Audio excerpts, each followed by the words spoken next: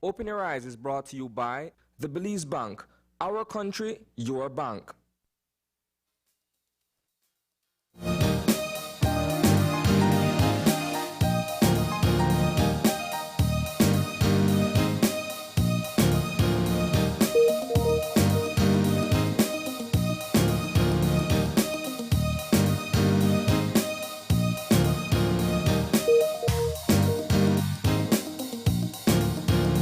Good morning. Welcome to Open Your Eyes. Start your morning right. I'm Marlene Cuellar, And I'm Gavin Courtney. and thank you for joining us this morning.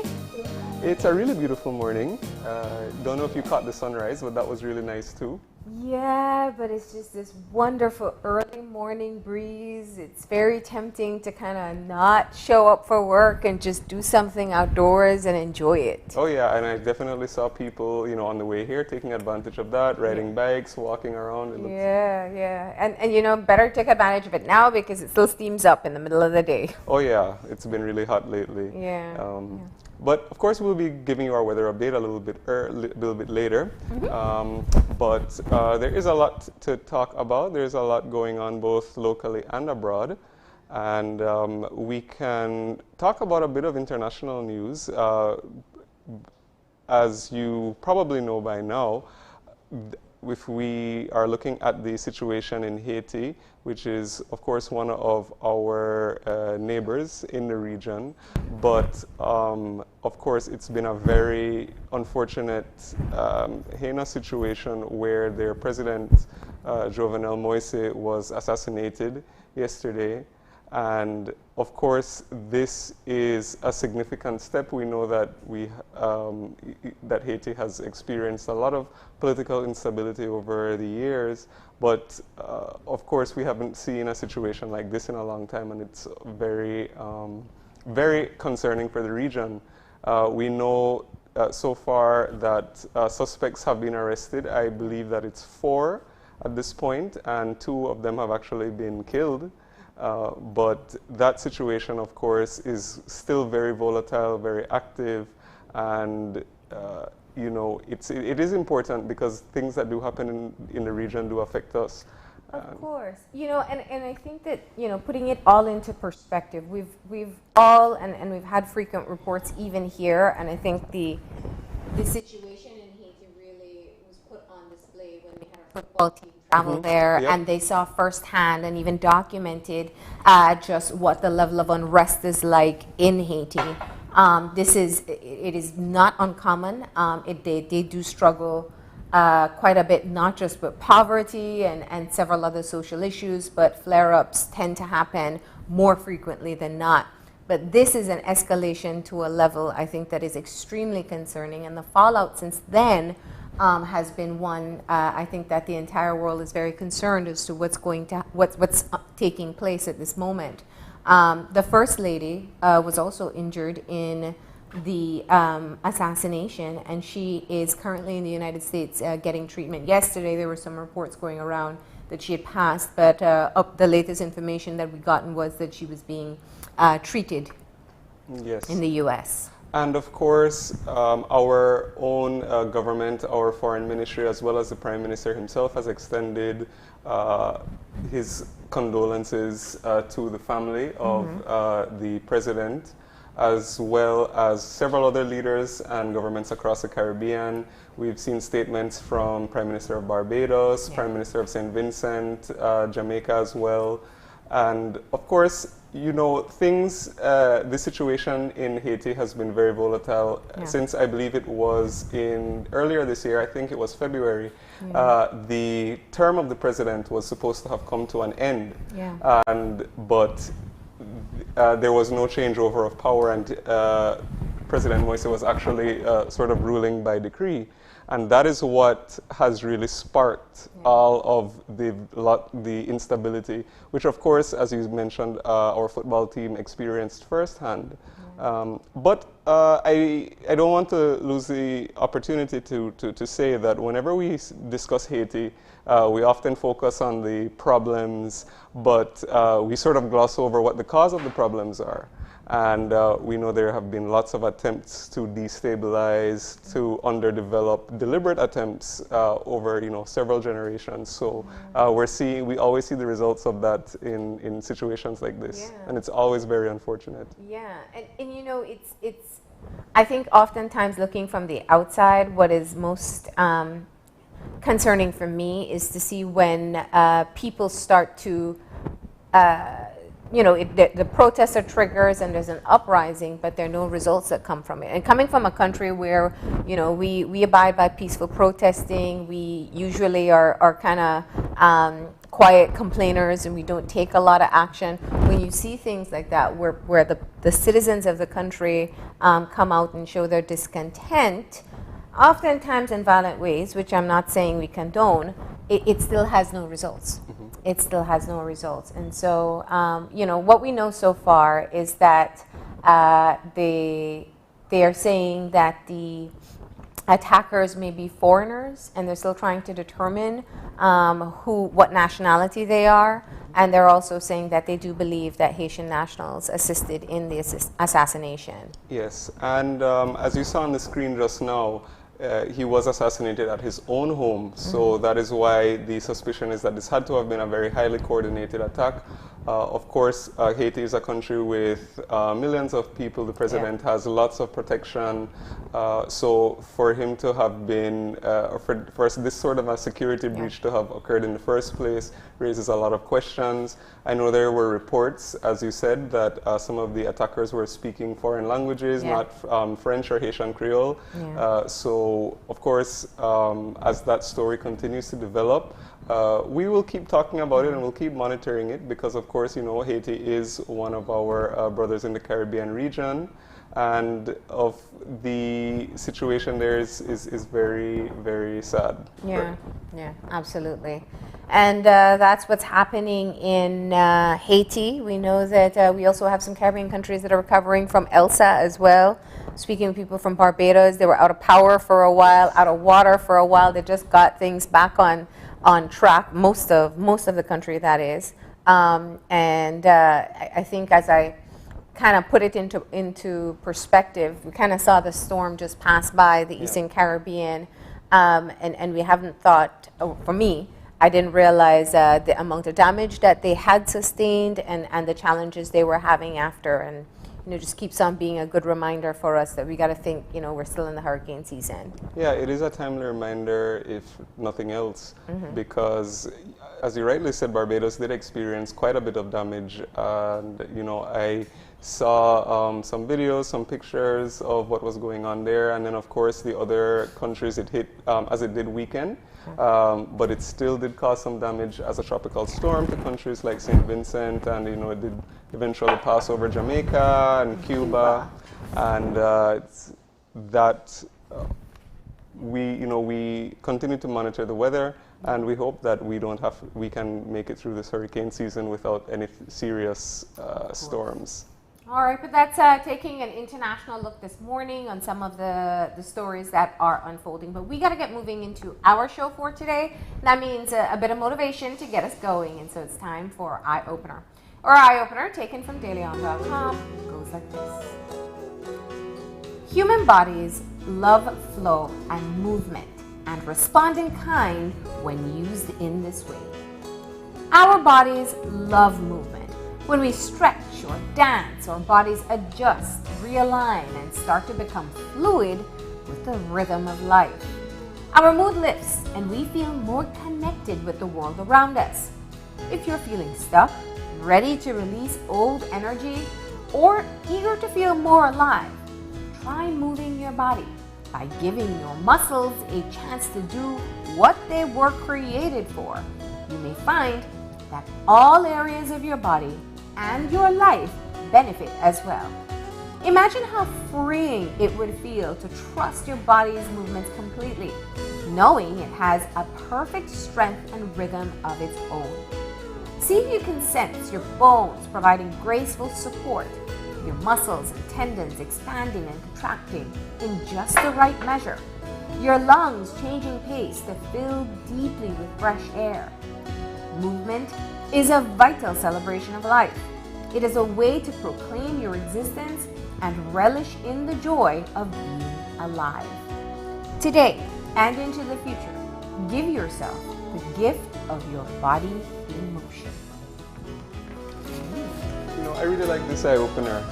As I've said on the show before, I think you should just get up and dance and show us the movements that we should do. Well, I was gonna say actually that I do yoga, so I can relate very much to what's they're talking about in the eye opener. And as a matter of fact, usually when we're changing from the different postures and stuff, we always call it flowing or put it in a flow. So I think that it's recognizing all of what is saying, and I do think that I'm still sort of a beginner. I've only been doing it consistently for 6 months. Okay. So, but I have to say that I think that when you have a deeper connection with your physical body and movement, you do notice a huge difference. And I have, not just with, things like my posture and the way I move around, but also the way I think. And bringing consciousness to your body and your movement also heightens your awareness and consciousness of all that's going around you, and it changes your perspective a little bit on how you, view and interact with the world. Yeah, you're so right when you talk about the yoga flow. But what really came to mind for me was when you realize how many more muscles in your body exist after you have that ache. It looks like just stretching to people till they do it. Then you realize you have aches in places you didn't know you had muscles. But you know what I always think is somewhat funny, especially whenever you do some sort of physical exercise and you do have that soreness. I think that it's funny when you are like acutely aware of all the muscles in your body. Like I remember one time, a few years back, I hadn't worked out in a long time. I did again. And I remember, the day after being super, super sore, getting up, and I just to open the door, I remember thinking, I didn't know that, hey, I need that all of this, my back, everything was used to open the door because everything was doing that was extremely sore. But once you get that bigger connection with your body, it definitely shows up, and you can definitely use it to your advantage. And sorry, we were trying to get the weather on the line, but what we're going to do is just go ahead and read our prepared forecast for this morning. That is our eye opener. And for today, our weather is going to be generally fair weather prevailing. Then later, expect an increase in moisture. And over the next 24 hours, we are expecting skies today to be mostly sunny. And tonight, the skies will be partly cloudy and becoming cloudy at times. Shower activity will be isolated. And then tonight and tomorrow morning, we can expect a few showers and isolated thunderstorms to develop mainly along coastal and southern areas. All right, so our winds for today are moving from the east at 10 to 20 knots. It is gusty, and that makes for a moderate to rough sea state. There's also a small craft caution that remains in effect for occasionally gusty winds and locally rough seas. And speaking about our temperatures, we are expecting highs of 88 degrees Fahrenheit along the coast, 94 inland, and 84 up in the hills. For tonight, we're looking at 81 along the coast, 74 inland, and 66 in the hills. And for our outlook as we head into Friday and the rest of the weekend, we are expecting Friday and Friday night to have some cloudy spells with a few coastal showers and isolated thunderstorms to develop during the day, and then they will gradually decrease at night. All right, we want to thank forecaster Catherine Cumberbatch for that update this morning. Right. So we're going to get moving into our show for today. Yep, we are going to be talking about a lot of exciting stuff. Our first conversation is going to be with Minister Andre Perez, and he is going to be speaking all about the strategic plan for the next 5 years and all that is going on in his ministry, which is, of course, the blue economy and civil aviation. All right, the second part of our show, there is a very informative workshop coming up specifically for teachers. And so what they're going to be helping helping teachers to recognize is identifying traumatic stress in children. You know, when the kids go back to school later this year, it's going to be a whole new ball game. They've been through an unprecedented experience in this pandemic, and so we're going to hear from some of the trainers as to what teachers can expect if they sign up for the workshop. And finally, we are going to talk about Friends of Pediatrics Belize, and they're going to be sharing all about their initiative, which aims to assist children who are in need of medical assistance. So that's going to be our final conversation for this morning. All right, so we're going to go ahead and take that break, and when we come back, we're going to be focusing on the blue economy. So please stay tuned.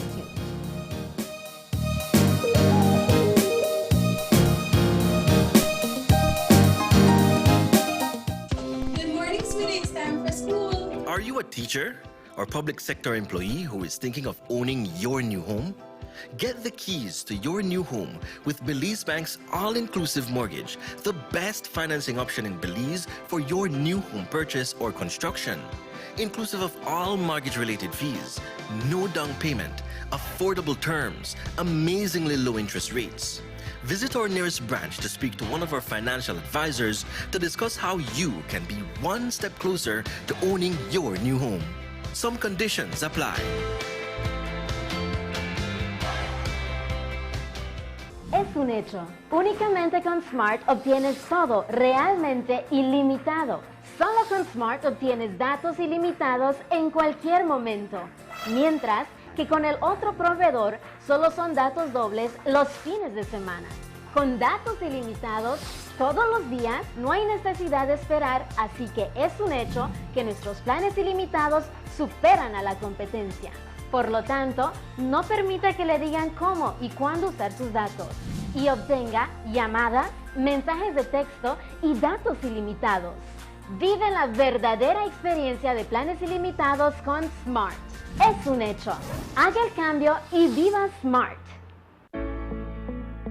Introducing Edam A Cheese, the A+ Dutch cheese to hit the Belizean market.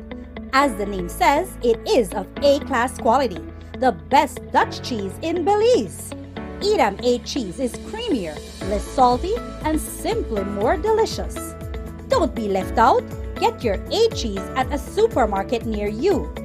A Cheese, exclusively distributed by Unitex Company Limited. Call us at 610-3626 or 610-8910. Follow us on Facebook at Unitex Belize.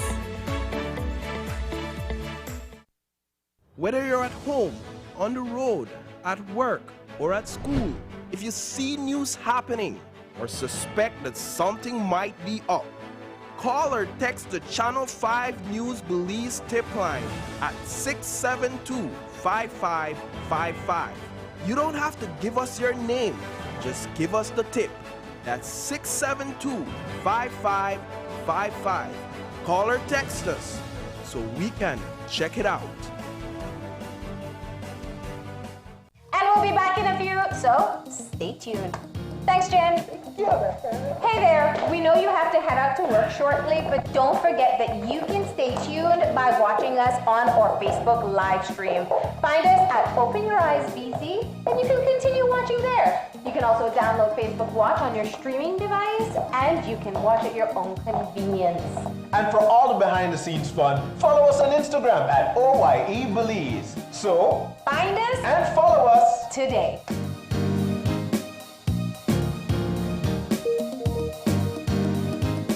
When someone you love becomes a memory, the memory becomes a treasure.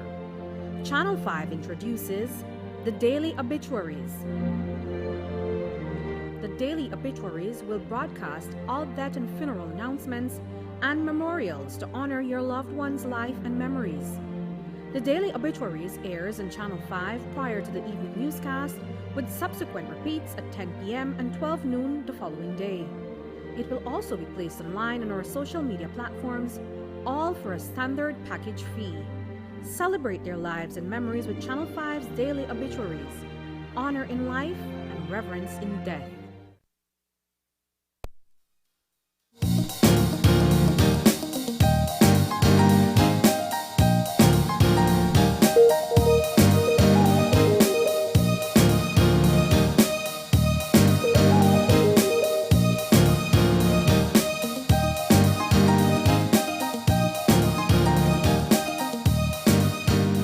And we are back. And if you're joining us right now, we are just starting our first conversation for this morning. And we are joined by the Honorable Andre Perez, the Minister of the Blue Economy and Civil Aviation. Good morning, Minister. Good morning. Good morning. It's good to be here this morning. Thank you. Yeah, and it's great to have you here. Thank you for joining us. So there's a lot to discuss talking about the blue economy, but of course, I think the most significant event which is on everybody's mind is, of course, the return of cruise tourism, which we saw yesterday. So can we talk about that development and what it means for Belize? Absolutely. I was coming yesterday on a flight from San Pedro to Belize City, and I saw the cruise ship on the horizon, and you have to say it's a sight for sore eyes. Absolutely, so we're excited, and we have our offices of the Blue Economy and Civil Aviation by Buttonwood Bay, and we came out and we saw the boats coming in with the tourists. So that was encouraging and giving you that the things are coming back to normal. And we're quickly getting there, but of course, let's not forget that we must, and we reach out to the people, especially in tourism sectors, that it is important we vaccinate and we heed to what we, from the authorities, health authorities, are advising us at all times. So it's important. So we need to do our part as well. If we need tourism and the economy to roar, each and every one of us are called to do our part. Get vaccinated. Yeah. Of course, I think that's such a critical part. And let's just step back from the ministry as well and look at your area. You are an area representative, and talk about the rebound for tourism and what you're seeing with the livelihoods of people on the islands. Certainly, 2020 was a terrible year, not only for the country, but indeed for Belize Rural South, Caye Caulker, and San Pedro. I can tell you firsthand, it was a dark year. You're talking about when we talk about people saying that we're going to get a salary adjustment of 10%, compare that to an entire community that went from full employment to nothing. So our people are very grateful. So when we're talking about comparing to salary adjustments or to the public service, it's nothing for them. They accept it, and it says it was a terrible year. And seeing my community reduced to seeking a bag of pantry, that is profoundly affected me. And to drive forward, to move, and we're called to do a difference in this community, and that has contributed tremendously to the economy. It plays a very important role in my work every day to drive to work and do the job for our people. Because last year it was a terrible year. Absolutely. Even when you speak about it, it brings back memories. It's like opening wounds, because you saw your people feeling, and they had done so much, and yet very little came to them. Yeah. And it was literally just an absolute shutdown, and people just lost their jobs and their livelihoods instantaneously. Yes. The lesson we've learned, and in fact, a lot of people at the time in 2020 that when they were reflecting on the impact of COVID, were saying this is why we need to diversify. And the conversation at that time, especially for communities like Caye Caulker and to a certain extent San Pedro, is to go back to tradition, go back to fishing. And that's a key part of what we wanted to discuss this morning. The recent adjustments to the fisheries industry. And of course, there's quite a bit of controversy about whether or not it is the right move. And I know that's your balancing act for Blue Economy. Of course. So let's jump into it. Of course. We are right into it, and that is exactly what is the essence of the Blue Economy and our ministry. It is a brand new ministry, and we have several responsibilities. First of all, we still have to engage in letting our people know what Blue Economy is all about. We continue to carry out that message. I recall seeing a message from the Minister of Blue Economy, I think it's in Trinidad, that they were saying, we are the second country to have the Ministry of Blue Economy. And yet we find this minister that has over 2 years as a minister still engaging in trying to teach his countrymen what Blue Economy is all about. So we're just 8 months into it, and still people asking, what is it? What is the Blue Economy? Is it a political ministry created by this new government? Is it an environmental ministry? It is not. It is an economic portfolio. That is what we need to let our people know. Just as the new administration aimed at trying to break down what is economic development for this country, we have to create a wing with the blue economy. And that really entails everything that is our aquatic space, or blue space, we want to call it.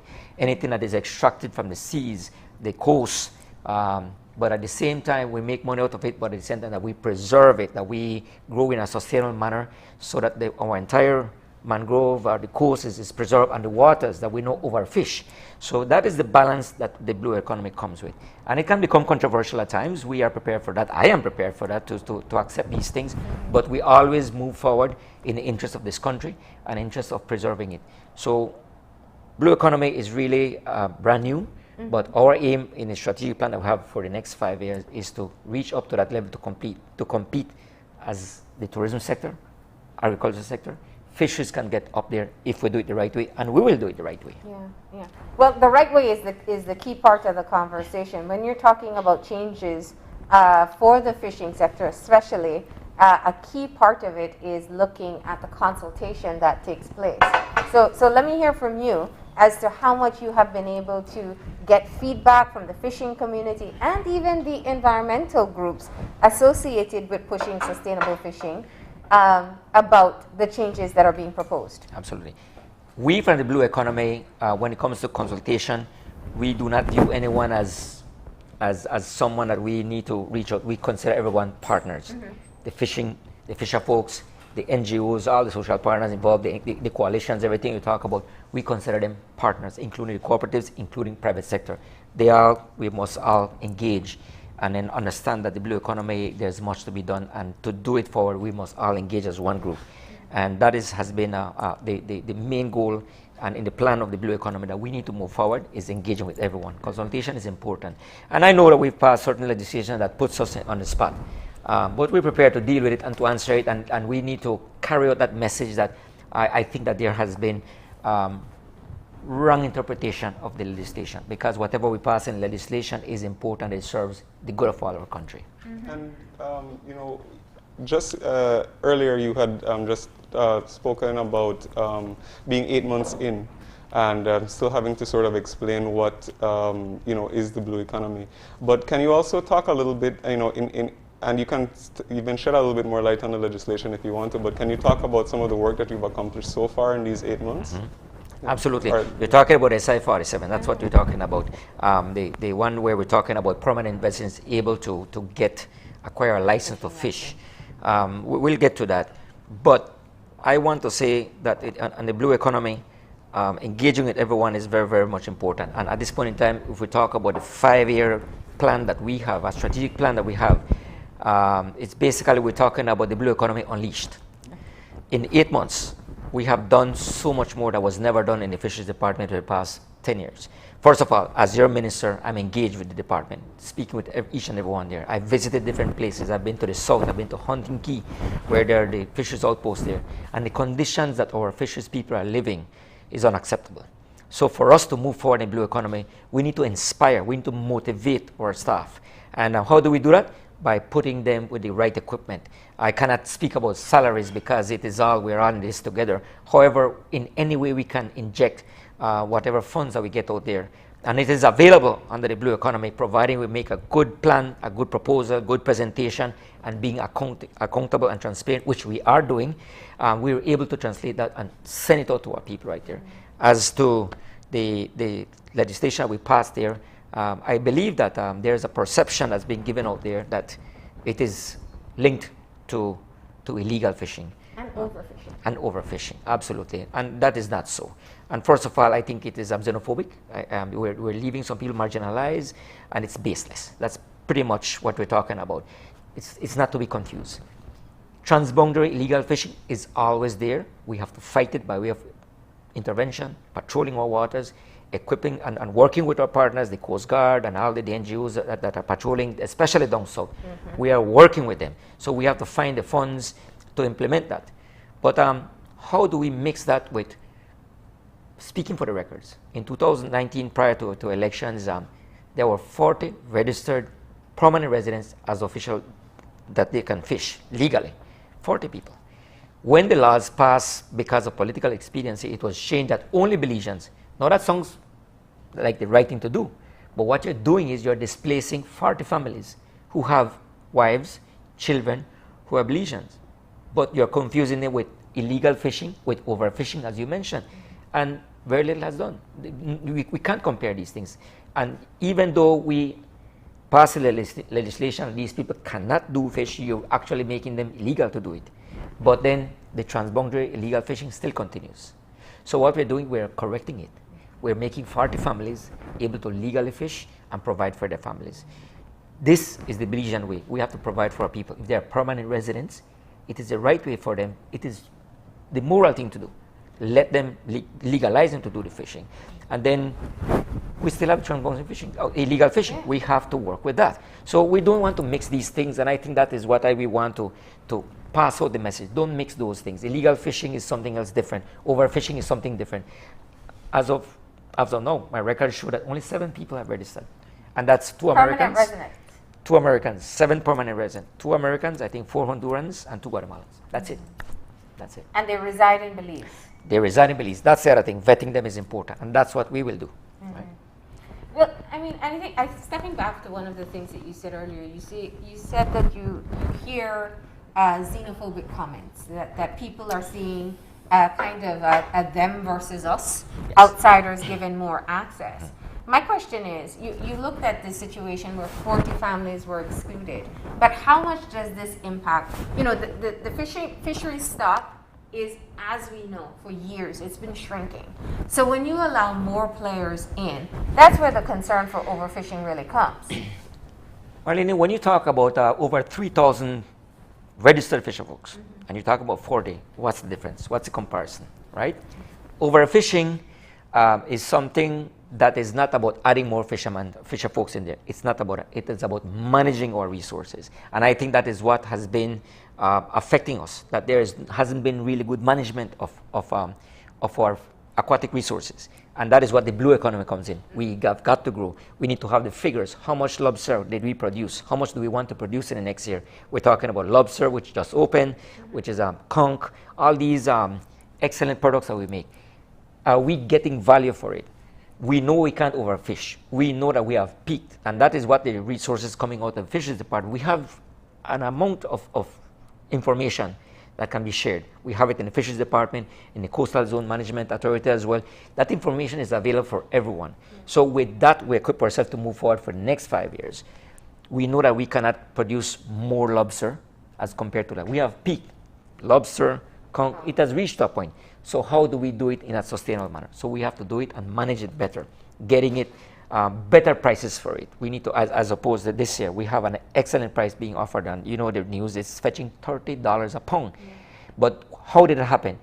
It entails a good ministry that we're engaged, and that we realize that the COPs alone cannot do it. We have to bring in the private sector in there. We have to find that balance. We have to work with the COPs. They need to improve. They need to reform.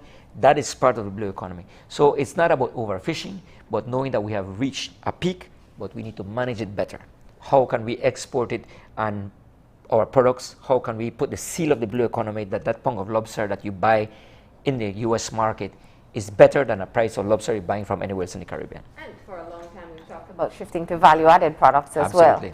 Well. But stepping back for a moment, as you said, for you only see it as 40 families, and there have only been 7 permanent residents so far that have applied for a fishing mm-hmm. license. But the real issue is looking at monitoring and enforcement. Mm-hmm. And I think if we step back from the who has the license versus who doesn't, who's fishing in an area that they're allowed to versus who doesn't, it will always boil down to how do you monitor those who are legally fishing. Right. This is exactly what we need to aim at. Mm-hmm. It's not about who is licensed or who is not licensed. For example, down south, transboundary fishing is something very, very affecting us. Visible to the common, to yes, the everyday person. Yes, I'm an avid diver, and one of the first things we did in the first 3 months of my ministry and administration, I went down south to Hunting Key, which is one of the most southernmost islands there, and we have an outpost there. And I had the opportunity to do a dive there, very beautiful.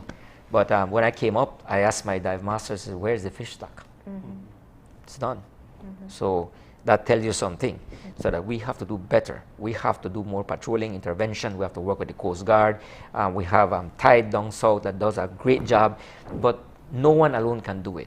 Now, in terms of funding, we cannot turn to our government to say, I need more money in my ministry. Each and every ministry is asking for the very same thing.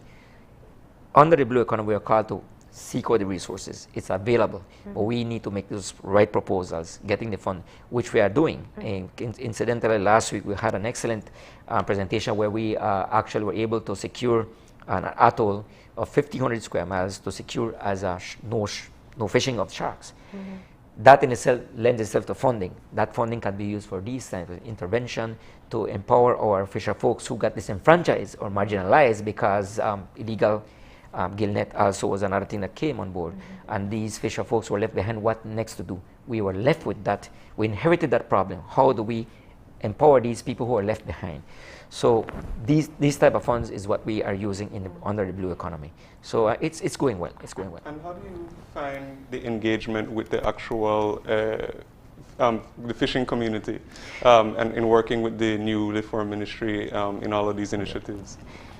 You know, they're all excited. I've been to Sarteneja, I've been to the south, I've been in between, Glover's Reef, all these places. So engaging with them is important, but what they're seeing now is that it's not only a fisheries department, it is the blue economy, that we hear them, we're working with them, we are engaged with them, with our partners. For example, in the Sarteneja, a lot of people got disenfranchised because of the banning of the gillnet. It's a good thing, but these traditional artisanal gillnet people were left behind. They didn't get any money. They didn't get any kind of, for what they did. Plus, we did not give them an option. What else can they do as a fisherman? We have to work on that. And I listened to them carefully. So it wasn't about the beginning to say blue economy was against banning of gillnet. It was really what do we do with our fisher folks? And that's the plan that we're doing on the blue economy. So engaging with them is important. What is your position on gillnet? It's the right thing to do. To ban it? Yes, it's the right thing to do. It is the right thing to do. However, what we're saying is that if we had 89 registered gillnet people, they were registered, they got disenfranchised. They said that they will get the funds. They said that the coalition and different, the group said we will give them $2 million. And introduce alternative lifestyles as well. Exactly. And the government of the day at the time were never given the oversight. How are you going to get the money? How are you going to give it to them? Well, I can understand that nobody had trust in the previous administration. So the coalition said, we'll take it on our own. But when we inherited and worked with them, we realized that out of those 89 fisher folks, only 34 of them benefited. The rest were struck off. And the government had no oversight. And that is what we inherited. The rest of the people said, what about me? I didn't get anything. And that is why we need to go and teach them with beach traps, teach them with other different things. We have to teach them. We inherited that. The coalition is saying, well, that's your problem. And that's what we have to do. Have you, I mean, what is the relationship like? The coalition is a very strong vocal stakeholder in this, and they definitely have been vocal and have helped people understand the situation that we face with our marine ecosystem. Right. What's the ministry's relationship with the coalition at this point? First of all, the blue economy has a strategic plan. Yes. 5 years ago, we have to have tangible results. And the coalition, the NGOs, we cannot view them as enemies. We have to view them as partners, just like the fisher folks. And everyone else involved, we see them as partners. Now, any NGO, any coalition that comes and views the blue economy as an environmental portfolio, that cannot work. Because the blue economy ministry is not an environmental portfolio. It is an economic portfolio. What we have as a blue economy is that we have to find that balance, that equilibrium to grow, to extract the resources out of the seas, to make money, to grow the economy. We have to be part of that to compete with tourism sector and agriculture sector. But at the same time, we have to take care of our resources, our ecosystem, control our mangroves, and that's a delicate balance. So we tell our message to our NGOs and our partners out there who want to come in the coalition, work with us, but don't come with these strong ideas that is so extreme. That's not how we're going to do it. We want to work with you. We want to grow our economy in the best way possible. So that's one of the things that we view the coalition and the NGOs and all of these people that we have there that come to us, private sector as well. We consider that it is multi-sectoral. That is what the blue economy is, multi-sectoral. We have a group where we get together and we pool in the ideas and involves the NGOs as well. But do you have engagement with them Absolutely, at this point? absolutely. It is, and until now. We have an open communication with them at all times. Even with this legislation, they were not too happy about it, and I've gotten calls that is regressive, but I threw my point and let them know that this is not regressive. That's one of them, one of a former friend of mine, a friend of mine who is a senator, said the word is regressive, which is not so. And we are showing the reasons why we are passing this legislation. We're just making wrong right. It is not about political moves here. It's the right thing to do under the blue economy. Yes, but I hear what you're saying, but I think that if you look at it from a different perspective, you know, it's what you have deemed to be wrong, or your ministry has deemed to be wrong.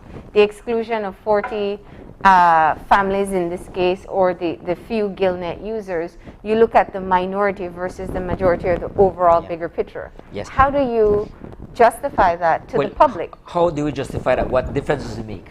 We're just making wrong what is right with 40 fisher boats. What difference is there? What is going to be the impact in illegal fishing? None. What we're doing is that we're making 40 families for Belize legal to fish. That is how we see it, so that is part of the blue economy way.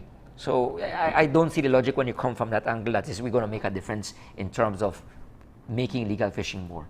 No, we're just making wrong right. And this is perhaps going to be, moving forward, the greatest challenge of having your particular portfolio, because it is honing in on that balance between development and preserving our environment. And we know you're from San Pedro. That is a part, or natural ecosystem is a huge part of what drives our biggest economic revenue, which is tourism. So looking forward, how do you, I mean, what is your stance on how much you will ensure that the environmental community feel like they have a voice, but you're still looking at ensuring that the country gets the type of development and investment that it needs? We have to not only talk to talk, but walk to walk. Case in point, especially what made the coalition and our NGOs excited last week is when we actually made an area more conservation. So we believe that conservation is important. We do. Making the atolls a place of 1,500 square miles to make it a no shark fish zone is important, because we recognize that sharks are at the top. Yeah. They are the apex in terms of the food chain. And if we are going to be fishing these sharks for just the fins and nothing else, it doesn't make any sense. In other words, we are saying that the sharks have more value in the waters than being extracted. And this score that we did last week was basically what the NGOs like. So it's working with every one of them. So we are actually engaging with them, and we are showing it by results. But at the same time, the other side as well, Marlene, is that we have to grow the economy. We have to grow. We have to contribute. And we have to bring in the real figures.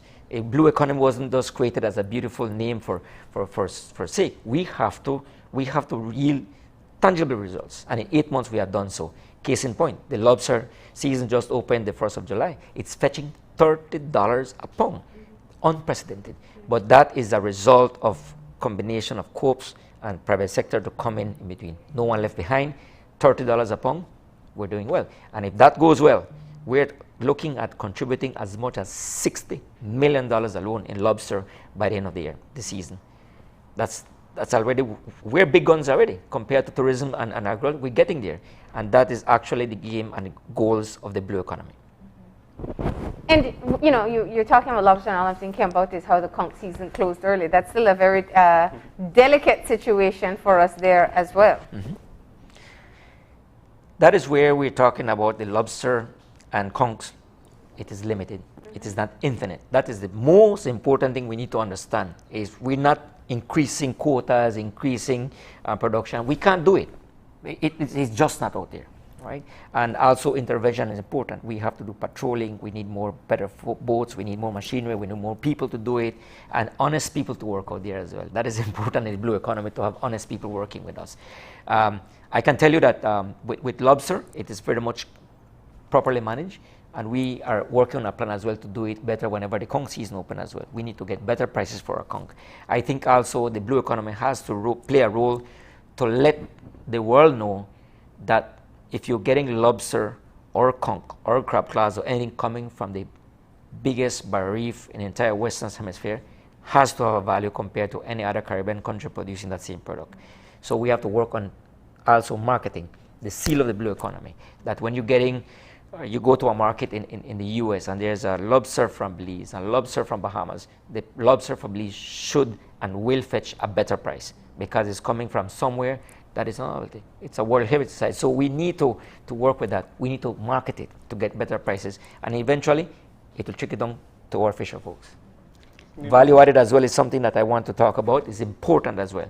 That is also a goal of the blue economy as well. Yeah, but that was actually going to be one of my next questions in a more general sense. So are some of the goals or objectives that you have for the rest of the 5 years, apart from the ones that we've mentioned so far? Yes, well, value added is important, right? When you talk of value added is that, for example, the conchs, we're just exporting, lobster just being exported by bulk. So it's directly benefiting the fisherman. But why can't we develop processing zones that can develop the conch and the lobster in a different way, even the lobster head? How can we do chowder? How can we do all of these? How can we can them? How can we, and it's available. So under the blue economy, we can talk about seaweed, we can talk about producing sea salt, we can talk about all the different things that come to you, all kind of different projects come to you. What we from the blue economy are saying is that we got to pick 3, 4, 5 projects in there that we can put in there, and out of those 5, 3 materialize. That is going to show that we will move forward. Value added is important. And this is where we need to work with our co-ops and with private sector to let them know that there's more to be done with our products. And it is in the near future. It's not about next 5 years. It's about now. It can be done. Equipment exists. As a matter of fact, they're just neighboring Mexico and Guatemala. They have processing plants. And they want to come in. They want to start up here. So instead of taking the lobster, I'm sorry, I'm going to call it out. We have private sector coming in and taking our lobster to Jamaica to export abroad. We are saying we are going to do it here in Belize. All right? So we're not calling out anybody. We're saying that if lobster is going to be processed and value added done in another Caribbean country, we want to do it here. We want to work with our co-ops. We want to reach out to them. They need to reform? Yes, they do. But we need to work together. It's very important. You mentioned the value added, and another push I know from the Fisheries Department has been looking at deep sea fish. It has long been a conversation that it is a viable market for Belize to tap into, but I mean, we know, if you understand fishing, that it comes at a higher price. Absolutely. And or every day, I don't know about the permanent residents who get the license, but I know the Belizean fishermen, it's extremely costly to go out there and get those type of products. How do we bridge that gap? Absolutely. It comes under the blue economy as well. First of all, we need to quantify what is it that we have in deep sea fishing, deep slow fishing is called like that. We need to quantify it. So we have to engage with our partners and we have to do studies, which we are doing in the next year. We can get the figures so that at some point in time, very soon in the near future, we'll be able to say, this is the dollar value that we have in our deep sea. That is one. Assuming and getting those figures.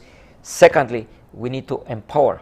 We need to provide that equipment, and because it is more expensive. Deep sea fishing is expensive. Right now, it's just sport fishing, right? For the rich and famous, if you want to call it. Deep sea fishing, I've done it before, and it's not 2 cents. And the gas, and equipment. All of these things, we have to prepare for our fishermen, that telling them that the finfish, the deep sea, deep slow fishing has value. It has really high value. If you're talking about reef snappers, they have high value.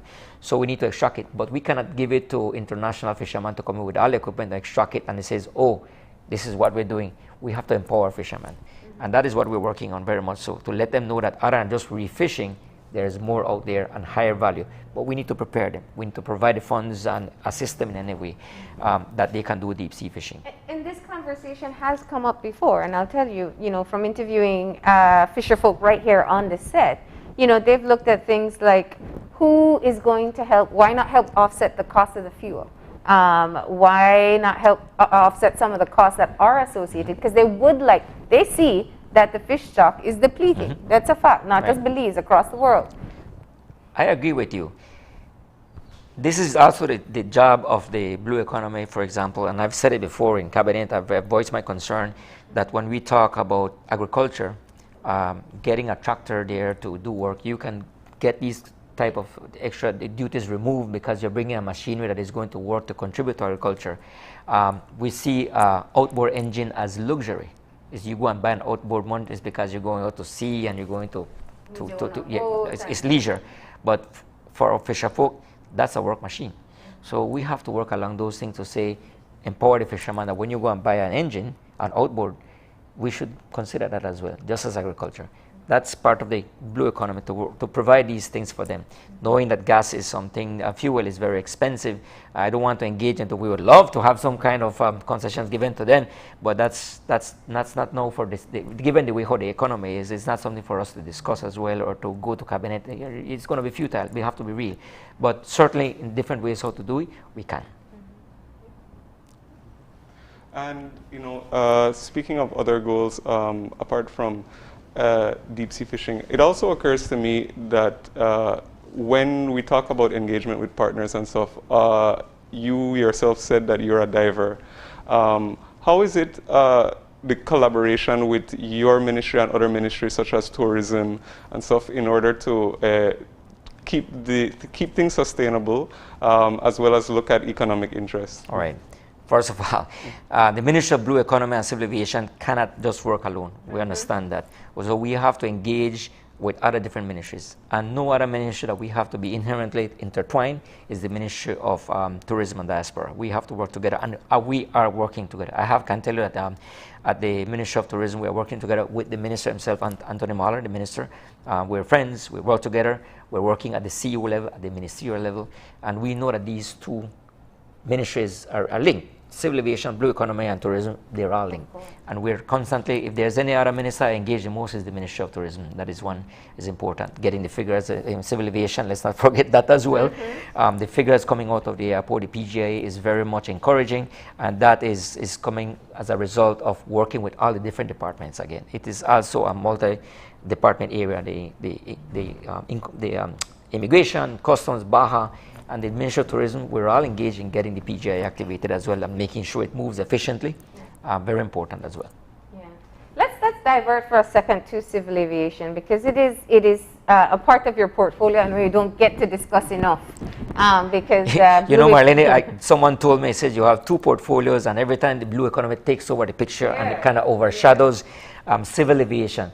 Blue economy is like you just have a new baby, you know, so you're going to spend time and you forget the brother. We're done big already, and you have this baby you're nurturing, and it takes all the attention. But they could develop some real psychological problems if you ignore them. So civil aviation is also a very, very important portfolio that I take very seriously, to also have a 5-year strategic plan with there as well. So I'm proud of it to have it there. And tell us about some of the ongoing projects.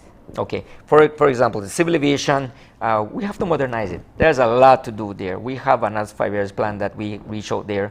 A staff that very much is entrenched in bureaucracy. You speak with them, no one reaches out to them, or to our control officers. We have engaged with them how to better things for them. Being a tower control officer is very serious. You have to really be focused. There's no room for mistakes there. Failure is not an option there, right? It can cause accidents. So recognizing these things, that they are under duress, we must provide the proper conditions for them, good equipment, have a rest area for them. You know, these are the things that we have engaged with them, to visit them constantly and listen to them. We need to modernize, more equipment, you know, more staff. Although we're pressed with you know, funding to pay our staff, but we recognize all of these things, and the PGA as well, that we need to make it more efficient. Private aircrafts to come in as well, we need to make it better, because private aircrafts are coming right now. It is a lucrative market. These people are coming private aircrafts, come here to spend 2-3 nights, they're spending a lot of money. So we need to make it easier for them. If you come on a private aircraft, you're assuming that you want to spend 30 minutes tops at the airport to get out of there. That's why you come in a private aircraft. We need to make it better. There was no system in place for this? Well, it was, but it's very much a lot of red tape. So we are making it better. And we are comparing it to the region. For example, the Bahamas is clocking 22 minutes for average for a private aircraft to land in Bahamas, and you go what you need to do for 20 minutes. Right now, well, previously here in Belize, they were taking as much as 2 hours and a half. So recognizing that, we must do better. Right now, just 2021, we have the figures. 925 private flights have come into Belize. And it's going to grow, because it's growing. Last year, we can't speak about that last year. But if we're talking about 925 flights already coming to Belize, the market is there. So we have to improve efficiency. We have to make it like a one-stop shop where they come in. There's an entire area where the immigration, customs, BAHA, health now that is in there. they need to come. It is impossible, and it's not right for them to come in a private aircraft and you tell them catch the line where all the commercial flights are. We can't do that. So that is also a part of the ministry that we recognize that we have to improve, and we are improving. I was also going to ask about the expansion, or where you see where the commercial airlines are concerned. How do you see that sort of growing? Yes, yes. Actually, about 2 weeks ago, this Saturday, not this Saturday, last Saturday, we had 20 flights arriving on one day. And all those flights were full with arrivals and full with departures, right? So we're averaging right now almost 55 flights per week. That is amazing. And it's going good. Our projections are showing that we are exceeding more than what we were expecting, which is a good thing. And we have other airlines coming in back again. Alaska Airlines is coming in on November 19th. That is 6 flights. Sun Countries is returning. WestJet is considering it. So we know that at some point in time, very soon, the PGA will need to expand. The taxiway is also something that we're looking at to expand the taxiway, because if you look at the airport at PGA, whenever these planes land, they have to turn around on the same runway. So we have to provide the taxiway as well. Expanding, and not only the PGA, but our local municipal airships around the place, San Pedro, Placencia, we need to improve on those as well in terms of safety, modernizing, putting lights for them to be able to land at night. That is part of the responsibility of the civil aviation to do that, and we are doing it. And what's the plan here? What's the timeline that you're working with? Because clearly we know that with the interest that there is in Belize, we are seeing more commercial airlines willing to add Belize as a destination. That is happening faster than you think right now, and Faster engaging. than we can grow to keep up. Right. So We'll become one of those and that is where airport soon. And that is where we are planning that. We're not planning to just piecemeal this thing. We're not planning to just patch things. We have to plan ahead for whenever the airlines continue going. We're already ahead of them. So we can't be playing catch up. We need to say we need to go ahead of the game. So it's also important that we deal with also the concession company that works the airport. We're talking about the Belize Airports Authority, which is also a statutory board that we need to work with as well to make sure the aerodromes are very safe. Improving, modernizing, like the Placencia runway, putting lights, which is happening already. We're installing lights in San Pedro, Kikakra, and Placencia very shortly by the end of the year, where the planes are able to land easily for the late flights that are coming in. Yeah. So that's part of the modernizing that we're doing. But the PGIA, we need to expand it quickly. Opening another international airport certainly is not something that we want to say ignore. It has to happen. And I think the most important place to do it and look at it would be Ambergris Caye. There is land to do that as well. But that's also a strategic plan. It's not overnight. No, we can't be dreaming and saying we're going to do that. But it is real. We can do it if we plan the right way. And that also has, of course, a direct impact going back to your constituency. Yes. And improving the lives of your constituents. Absolutely. And can you talk a little bit about what it means for them as well? Well, anyway, anything that has to do with civil aviation impacts Ambergris Caye and Kikakra. And that is also part of how we see can affect positively Ambergris Caye and Kikakra. There's lands up north. It is quickly developing, and if you want to talk political, North Ambergris is a place that is a boon for investment. It is there. It is ripe. It is developing quickly. We have to act responsibly as the area representative. We have to thoroughly work with all investors. We need to vet them, because right now you have handle office. Everybody want to speak with me and they want to invest. They have all of these bright ideas and bright plans. It is the responsibility as your area representative that we vet these people. But come hell or high water, the North Ambergris is quickly developing, and I say it without any kind of unfair. It is developing quickly, and it's poised to become the place to go and invest compared to anywhere else of the country. Now that's an interesting point that you make when you say people want to meet with you all the time. And Minister, I'm sure we can look back into the past and see where government officials have been duped into endorsing projects, and we don't know what was the convincing factor that turned out to be Ponzi schemes or just absolutely against what was good for our environment. Well, let's talk about where Andre Perez, forget Minister and Area Representative, what is your commitment there? Well, first of all of these investors are coming through. You can't wine and dine and jet travel with them with this COVID. They all Zoom meetings now. So you can't come and tell me I'm carried to France, and we're going to wine and dine with all the rock stars and all of these things that was done before. No, with Cannes and John Travolta, all of these things. Listen, we have to be real. It's not about that anymore. So investors coming in, we have to vet them, thoroughly vet them. We don't want to be stringent as well. We want to be open for business. We need to provide them the avenues and accommodate them, because investors coming in, if we miss the boat, they're going somewhere else. Costa Rica is a country that is competing with us right now. So we have to find a balance. But certainly, Andre Perez sitting to do business is not about what is there for me. What is there for me? It is what is there for our country. What is there for Belize Royal South? What is there for Kikaka? What is there for Ambergris Caye and all the other islands? That is also important. So quickly, investors are beginning, I think they are being informed that it's a brand new administration, and that the area representative around there is not, I won't say I am serious. I'm not. I'm open. So don't come and say you're going to sit and meet a burly figure that says no, no, no, no, no, or yes, yes, yes, yes. We have to listen carefully. Just yesterday, I met a couple, and they came from New York, and they wanted to invest, and they have these plans. I sat down with the mayor. It's clear that you can see that these people are practical. You can see that these people want to do business. But I've met people where it's clear you can see, oh, they want to come with all kind of different plans, and they're going to put sewer system, water, and solar panels, and wind farms, and they come with the whole shebang. So that's quickly that you see that, fine, come back and give me your proposal. Let's look at it. Don't come and with a nice briefcase next to me, and you're well dressed and you have no plans. I mean, Andre has been around the country, I've been around, so I can understand that. What's the most common interest that you find from new investors or interested investors? Tourism related? Tourism related. I think they look at resorts. I keep on seeing people want to do the investments of resorts, but I keep on telling them it's fine. I have a big project that they're coming, that they're talking about investing 200 million. They want to do resorts and condos, even a clinic and all of these things.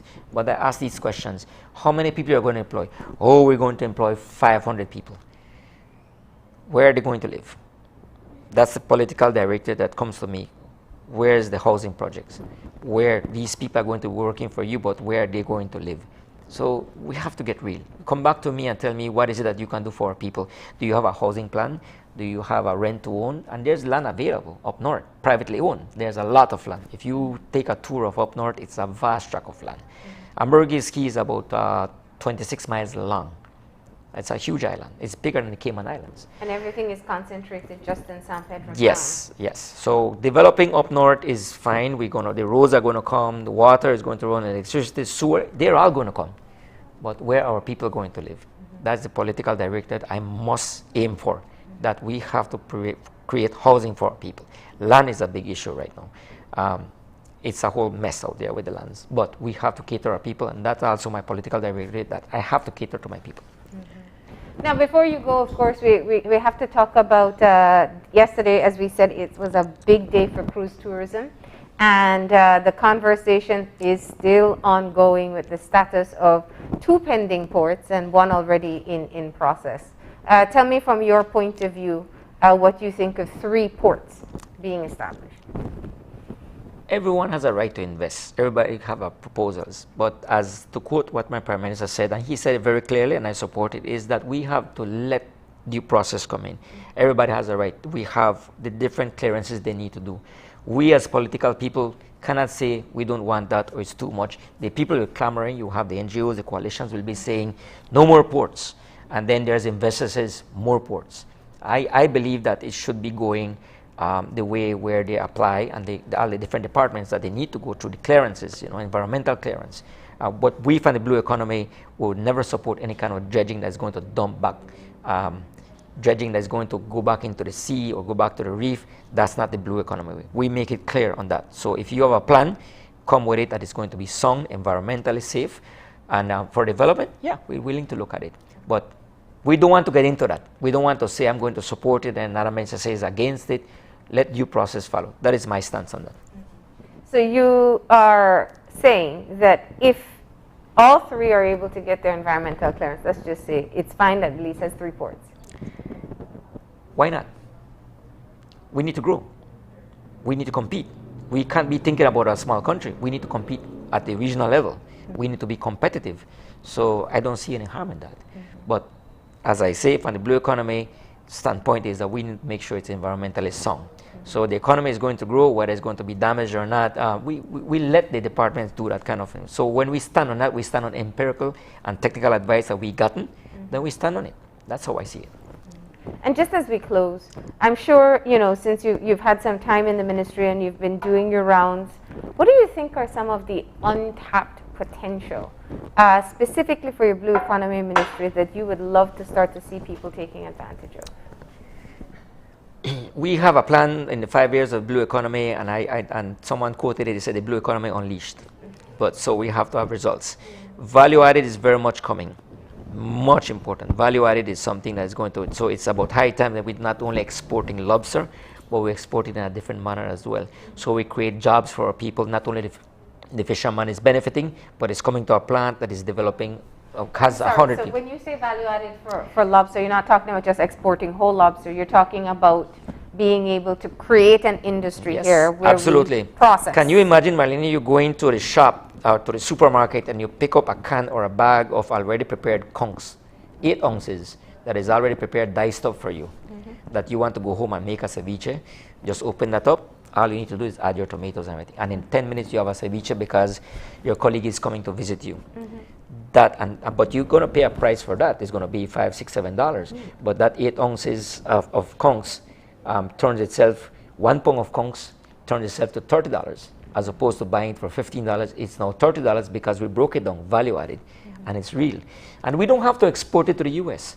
If we produce this, the market in Mexico and Guatemala is going to gobble it up. We know the amount of conchs that we can produce is limited. It's not infinite, so it has peaked, so we know how much we're producing. So we need to convert that.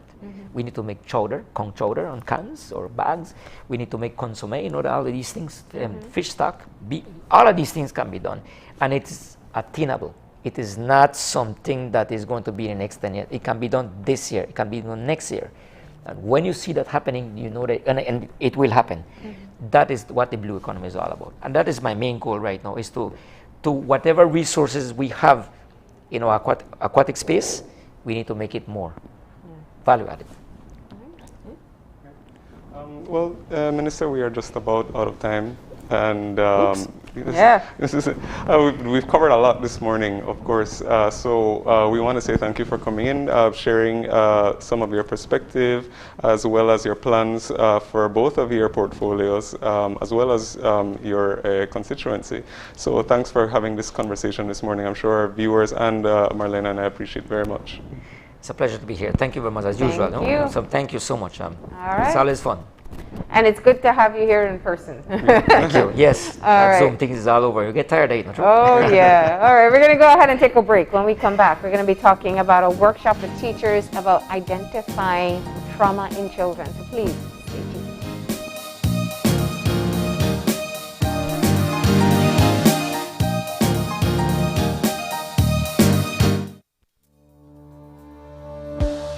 Working off-site doesn't mean you have to be off your game.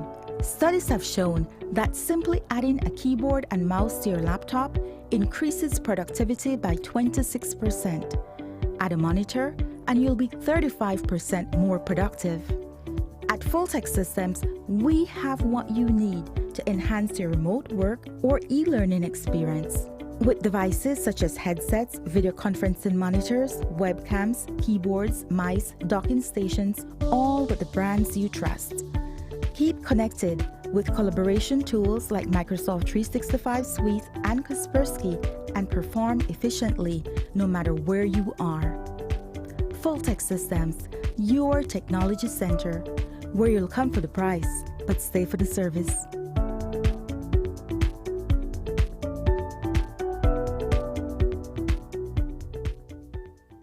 It's a fact that with Smart, you get truly unlimited everything. Only with Smart, you get unlimited data anytime. While with the other guy, it's only double data on weekends. With unlimited data every day with Smart, there's no need to wait. So, it's a fact that our unlimited plans beat the competition. Stop being measured and told when to use your data and get unlimited talk, text, and data. Experience the true unlimited plans with Smart. That's a fact. Make the switch and live smart.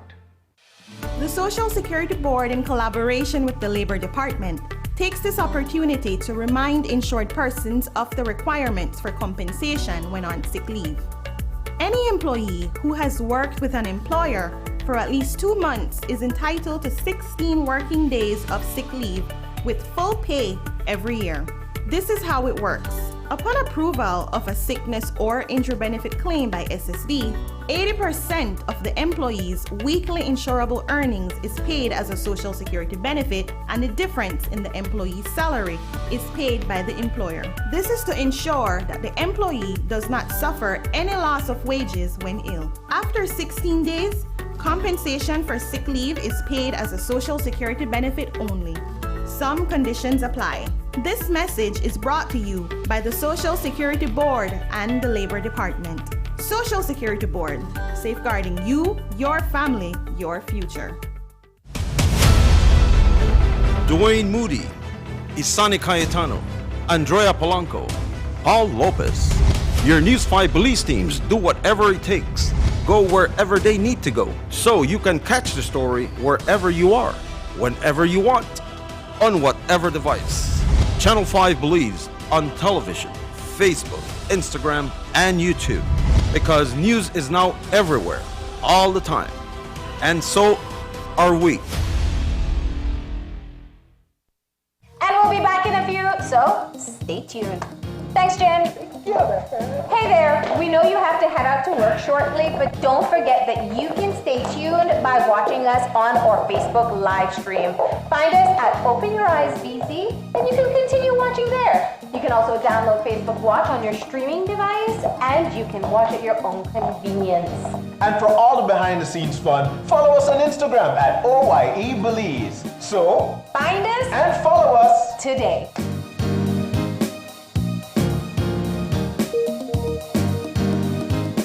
When someone you love becomes a memory, the memory becomes a treasure.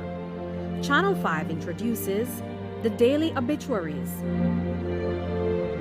The Daily Obituaries will broadcast all death and funeral announcements and memorials to honor your loved one's life and memories.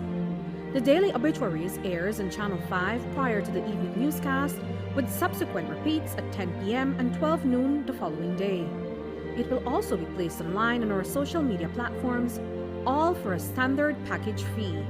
Celebrate their lives and memories with Channel 5's Daily Obituaries. Honor in life and reverence in death. Whether you're at home, on the road, at work, or at school, if you see news happening or suspect that something might be up, call or text the Channel 5 News Belize tip line at 672-5555. You don't have to give us your name, just give us the tip. That's 672-5555. Call or text us so we can check it out.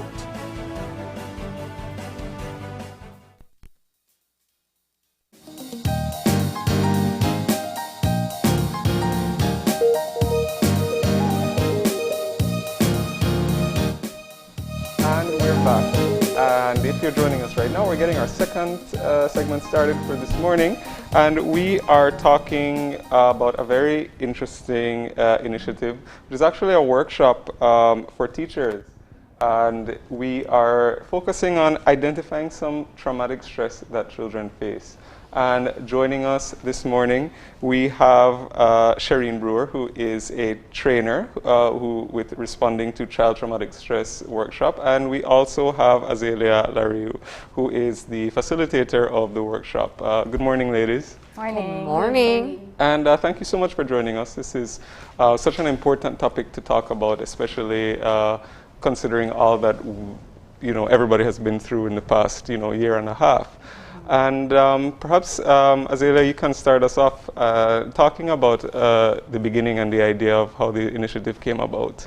Okay, so the workshop is called Responding to Child Traumatic Stress. And when we just look at the name itself, putting that together, what would be the title of this workshop, it had a lot to do with the words that we use. So responding is something we sometimes we are not thinking or about, oh, you just respond, but there's a huge difference between whether you are responding or whether you're reacting to a child, and whether that child is in a traumatic situation. Yeah. So when it comes to reacting, it's usually just, you know, my phone fell, I quickly pick it up, Yeah. you know. Some people would be, you know, you hit me, oh, they would react to that quickly, or you react with anger. Responding is all about learning to take that break between thinking and processing that emotions and those feelings before we behave, right? And when we talk about behavior, it is either behavior that is done or not done. It's still considered a behavior. And when we talk about child traumatic stress, it has a lot to do with our everyday. Yeah.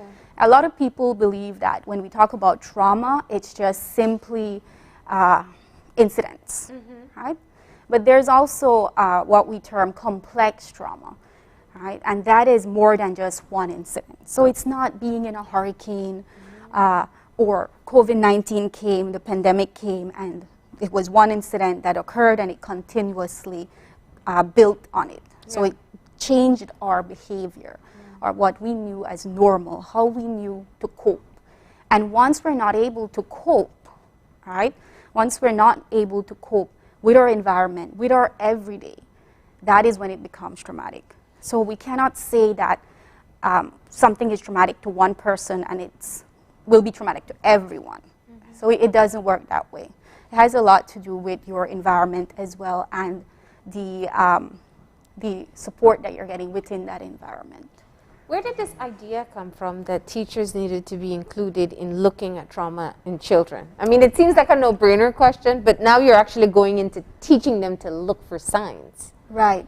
Well, I have been facilitating workshops, trainings for a while, since I came to Belize, and even before when I was in the U.S. With the Kentucky Victims Assistance Academy. And when I came to Belize, that was my number one. Right? I wanted to create a place, which is now my private practice, Meta Belize, that I am able to have continuous training, right, offered to social workers, whether it's nurses, whether it's teachers, social service workers, human service workers, anyone that's working with children. So that is where I started to look at it's something that's not happening. Yeah. And I joined the University of Belize because I'm a full-time lecturer there as well. And we did the first conference, the social work conference. It was a conference and an exhibition. And I started to see the need. People wanted to attend, you know. To the end, when we did our evaluation, you know, it was amazing. They wanted more of this. Like, we heard a lot from our own people that they wanted it. And this last year, we didn't have our conference because of the pandemic. Everything changed. We were still adjusting to that change. And we did a virtual conference this year, earlier this year. And we had a lot of people, of teachers, I noted, starting to sign on. And that's when I said, okay, I'm going to go with the Ministry of Education. I'm going to try to get the continued professional development hours for them. And after completing that evaluation, it was, you know, they were asking for more on trauma because they've never had a course. A lot of them said they never had a course on trauma when it came to getting ready for their education, right, and having that education license. So let's go deeper, because this is such an important issue, and we have a great opportunity to help people understand the impact of trauma on us as humans, but especially on children. And you're right. When we think of trauma, we think, oh, you know, there must have been an abusive situation. There must have been an extreme case of neglect. And we think kind of these big impact situations. But trauma can be just exposure. And it can be quite a number of other things. Let's talk about things that one would expect to learn in this training, especially when looking at what is trauma to children and how it impacts their behavior. Yeah, so the idea, the foundation of this workshop is to equip educators, helpers in the field to be more trauma informed. and by being more trauma informed is expanding the knowledge about how trauma affects one's own neurobiology, so our nervous system, right? How it and as well as the behaviors that are exhibited when our nervous system is dysregulated. And so we focus on that, as well as learning about the language. What type of language do we use when we're working with kids, as well as my particular specialty that I will be presenting on is a therapeutic modality that's called mindfulness-based cognitive therapy. And so what it is it's a combination of cognitive therapy as well as mindfulness. And what we want to bring to the table are like specific techniques for helpers, because this job as helpers, as teachers, as social workers, as in the helping profession, I believe it's quite sacred. Like that's a sacred work, working with kids. And so can we be, or can you bring our best selves, right? We have good intentions. And so what I want to bring to the table is a specific modality to help bolster and boost the things that we're already doing right. And so what mindfulness-based cognitive therapy can bring in interventions to help that teacher or the principal or the social worker, techniques to distance themselves from like what their internal experience is and the child that they're helping.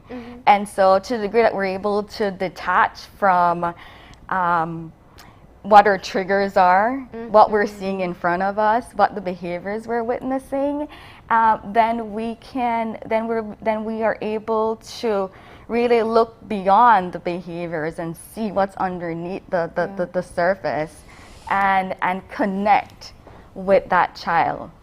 Do we know where we? Sorry. I was just going to say, just a comment. So I mean, it sounds like it's sort of a two. I'm not sure how to phrase it. It's both the two-way street. Let's call it like that, because it requires recognizing things within your own self in order to respond to others. Absolutely, it's all about self-awareness, right? So my question is, let's use an example. In a classroom, for example, sometimes we have children who may not want to behave the way the teacher wants them to behave. And for a long time, that has been seen as bad behavior and they get labeled. From what I understand from you and from what you talk about with trauma and the way children especially respond, there may be underlying issues there. How do you equip a teacher if they have 30 children in front of them to know the difference between little John, little Jane, little Mike, and knowing the extent of the trauma and how to respond? I think it starts with us. It starts with the adults. A lot of us would say, oh, this is on the child. The child needs to learn, but it's the adults. We need to know how to be regulated on our own. And a lot of the times, we have not been, they have not taught us that anywhere. It's not like discipline. It's not like where they say please and thank you. It's beyond that. So how do a lot of us are just on this go, right? On this busy world. And when we feel an emotion, although, because let me go back to the fact that when we talk about trauma, it's like a wound. And I want you to envision it that way. So our bodies are actually equipped to heal. But most of the time, what we do, if we are especially if it's complex trauma, right? So whether it is a child abuse happening, child maltreatment, neglect, what we do, we end up detaching, right? Or disassociating ourselves from that. So we'll find even as adults, we say things like, well, I never care about that. It was like that, but it never really bothered me. and we're not giving ourselves time to feel. So as kids, when they have a tantrum, right, and it can be, these would be called trauma triggers. It can be anything, right? They have a burst out, they start to cry. Just earlier the week, I had my 3-year-old. They were all having marshmallows. I have 3 young kids. The youngest is 6. And, you know, they were all having hot chocolate with marshmallows. And hers, she spilled it, right? But her character and her personality is quite different. So she's very sensitive to that. She doesn't want to spill anything, right? And that was her trigger. And then she started to cry, and I cleaned it up quickly. I said, it's okay, it's just an accident, right? Not shouting at her, it was just an accident, we just cleaned it up. And then she just started to cry, no, I want my marshmallow. So I told her sister, let's give her some. And she saw when her sister gave her some and marshmallows fell in. But she continued crying and crying, right? To the point that, and for her, and I've noted that with my own child, you know, that regulating her is a lot harder. It's difficult because she is at a point where, you know, she will cry, and we try our little mindfulness, right? But we have to understand that when a child is in that situation, we cannot. If you're in an emotional outburst, you cannot reason. So we first need to regulate her emotions, let her know how she's feeling, and working at that, so that then we're able to talk to her about it. You know, this is what happened, so that she can become a little bit calm. So some of that would be, again, looking at some techniques that can be used, whether it is breathing techniques. Some simple techniques that I use with my child every day is what we do is I tell her, imagine this is a flower. We're going to smell this flower. And we sniff the flower, and then we blow out, right? I said, blow it off, blow the little petals. Do you see them go? Right? And we would blow, and that helps her, because that is what our body needs. Our body, because the nervous system at that point is in a, you know, it's either I fight, I flee, right? Fight, fright, or I freeze. That's what our nervous system is telling us to do, right? So if we're able to regulate that and say it's okay, the feeling is okay, and to put that on our children, that it's not anger, crying isn't something that is bad. Our emotions are not bad. I'm glad you said that. Mike, can we take a moment to acknowledge that we've come a long way in the discussion in emotions, recognizing that there aren't bad emotions. And this isn't everybody, but we do say it. We can say it on TV. It's something we understood. Gavin and I talk about negative perceptions on emotions all the time. But how do we get teachers who, I'm not saying all, but it's very likely, have unresolved trauma in their own life, and as adults are perhaps manifesting these signs of trauma, and then we want them to identify in children and help them to regulate? How do we do that? We start with teachers. We start with the adults. So they're going to learn about it, and that's why the workshop is first we're taking on that, having the neurobiology of how trauma affects the brain. Okay. Because first we're going to start with just knowledge, imparting that information. Because it's just science. It's just how our body works. And if we give our body time, it will heal, just like any wound. Most of the time, because of our own self-defense mechanism, we're not giving our body time to heal, right?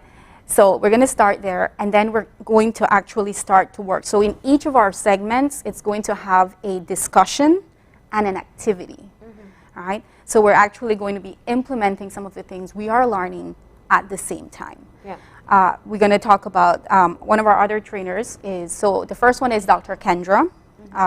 Then we have Martine King, who will be talking a lot about emotional awareness. She'll be talking about language, the language we use. And we have to, and then we're going to practice that as well. So activity and discussion on ourselves. It starts with us. It doesn't start with the kids. They're just reacting to something normal. It starts with us. So if we're able to understand ourselves better, right, then we can help others. If we're not able to understand, as you said, because there is trauma everywhere. When you look at someone who's overworking, that's trauma. That's manifesting, and that's a trigger, and what they're doing is indulging in work, right? So there is something there, and most of the times we rather indulge in that, so whether it's work or food, instead of looking at where was this born and how can we process that trauma, right? We don't want to put a Band-Aid on it. That's what, and drugs does that as well. Antidepressants, we put a Band-Aid on it. You're not feeling. You want to be able to feel and be able to process that. And you can't run from it. Because you said exactly what happens. You develop patterns of one of the three. You're going to run away from things, you're going to react, or you're going to do nothing. Right. Right. And the final, just to where Shireen Brewer, she is actually a licensed clinical social worker as well.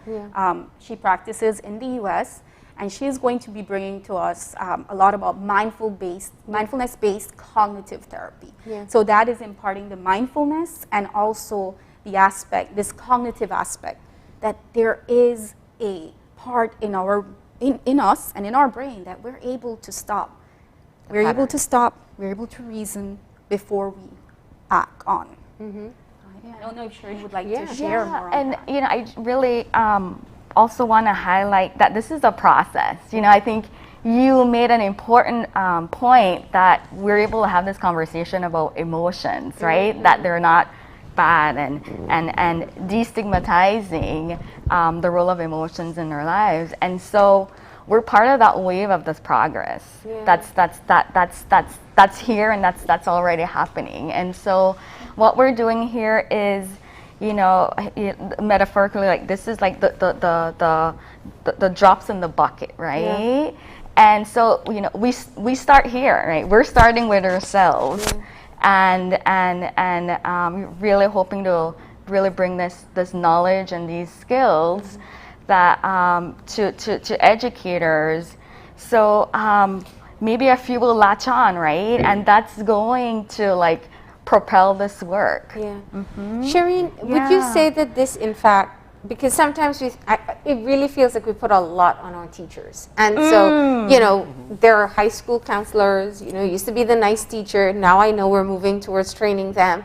Primary schools need teachers, need counselors, and they're only itinerant ones at this point in time. But going back to the question of whether we're putting too much on teachers, will this make their job, quote unquote, easier? Definitely. Definitely. How so? Well, when you're looking at a child, you know, you're going to be able to bursting out or for attention as well, because when a child is looking, maybe being the, well, what do we call them? Either it's the disruptive, the clung of the classroom. Some of them go with that. Some of them are more, they're disruptive, but again, maybe they're just talking to their peers a lot, you know. So there are these different behaviors that they exhibit. When they're noting these behaviors, right, and some of them can go even beyond. I was just telling Shireen about, because we work with schools a lot as well, right? As in the social work department, we work with schools a lot. And the things that our interns are seeing out in schools, they're a direct sign saying that something is happening at home, whether it's child maltreatment, sexual abuse, right? So they will be able to identify that, and they will no longer treat it as you need to be punished because you're misbehaving. Right? And we can say that it begins in our culture, right? Our parents kept telling us, you need to be seen, you can't talk, we can't give our children options. Do as I say, not as I do. Right. But we need to be giving our children options. So we're going to be discussing a lot about that. And so they will be able to identify that, and they'll be able to work with that. So if a child has increase of anxiety, I mean, if it happens to us, sometimes, let's say you're in a long-term relationship and probably you went through a breakup. How are you going to react to that? And so and let's say you have your girlfriends telling you things, or you don't even have anyone to talk to, it will affect you more, that individual, right? And a child, when they're dysregulated, they don't know what to do. They want to hit you, they want to punch you, but you're going to understand that if you're able to regulate the child, and put that child in a different environment, whether it is a peace corner, right? And giving that child even little trinkets to play with, all that will help that child to regulate, right, that emotion. Yeah. So they'll be able to identify with it because they'll be seeing it in themselves and they'll be practicing it themselves. I once saw a presentation, I think we had a guest right here who talked about almost with trauma especially, like you add up the levels of exposure you have. And when we looked at what we know to be some of the scenarios in Belize, the poverty children may be facing, the neglect they may be facing, the physical abuse, the verbal abuse, and the constant threat of violence if they live in a particularly tough neighborhood, gunshots at night, seeing dead bodies. You accumulate all of these things, and then you take them and you send them to school. And they have all of this going on inside of them. What is happening if we leave it unrecognized and unaddressed? What will happen if we continue treating our children like they have this amazing emotional resilience that we as adults don't have? Yeah, I would look at home and I'd say, let's look around us. What is happening now? We have an increase in crime, right? We have an increase in poverty, unemployment. Right? We just didn't get there. That didn't happen. So a large part of child traumatic stress is the economic impact, the socioeconomic impact it has on countries. And that is why it's very important for us to invest now. And I think what you're talking about is the adverse childhood experience, right, which was a study that was done. And that study showed that all the stress that children go through, the hitting, the abuse, the verbal abuse, right? They start to find out that it's not only hitting, it's verbal abuse, it's emotional abuse, psychological abuse, right? All that they're going through is what we become because they're trauma. It's complex trauma. And it affects our bodies. Remember I told you it's science, and Shireen spoke about that a little bit, right? It's in our brain, it changes, and for them, because they're growing up, they're in that part that their body is developing, their brain is changing as well. And either their brain will not develop to that, so how am I going to function positively and be a tax-paying citizen? All right? Are we going to wait until we have to spend millions and millions of dollars, putting these people up with no rehabilitation? All right? When we look at drugs, when we look at alcohol, that's where it's going. That's the effect of child maltreatment. All right? So even in the U.S., they're investing a lot in educating and in trying to lessen all these traumatic stress. Right? So we're these numbers to go down. And if these numbers can go down, then we're sure that imprisonment, incarceration rate will also go down. Because I'm going to be able to function. Right? I'm going to be able to hold a job. I'm going to be able to wake up in the morning and go to that job. Right? If I am with all this stress that I've already accumulated, this trauma, these trauma triggers will continue. And I either self-medicate myself, alcohol, drugs, right? That's an escape, not dealing with it. I won't be able to hold a job. Yeah. I will go out there, I'm going to have attachment issues, right? And I say that because a lot of what trauma is we all need attachment, even as a baby, right? They say that if you leave that child as a baby there, you give that child a bottle, you probably change him quickly, but you leave it there without warmth from the mother or from a human being, it will die, right?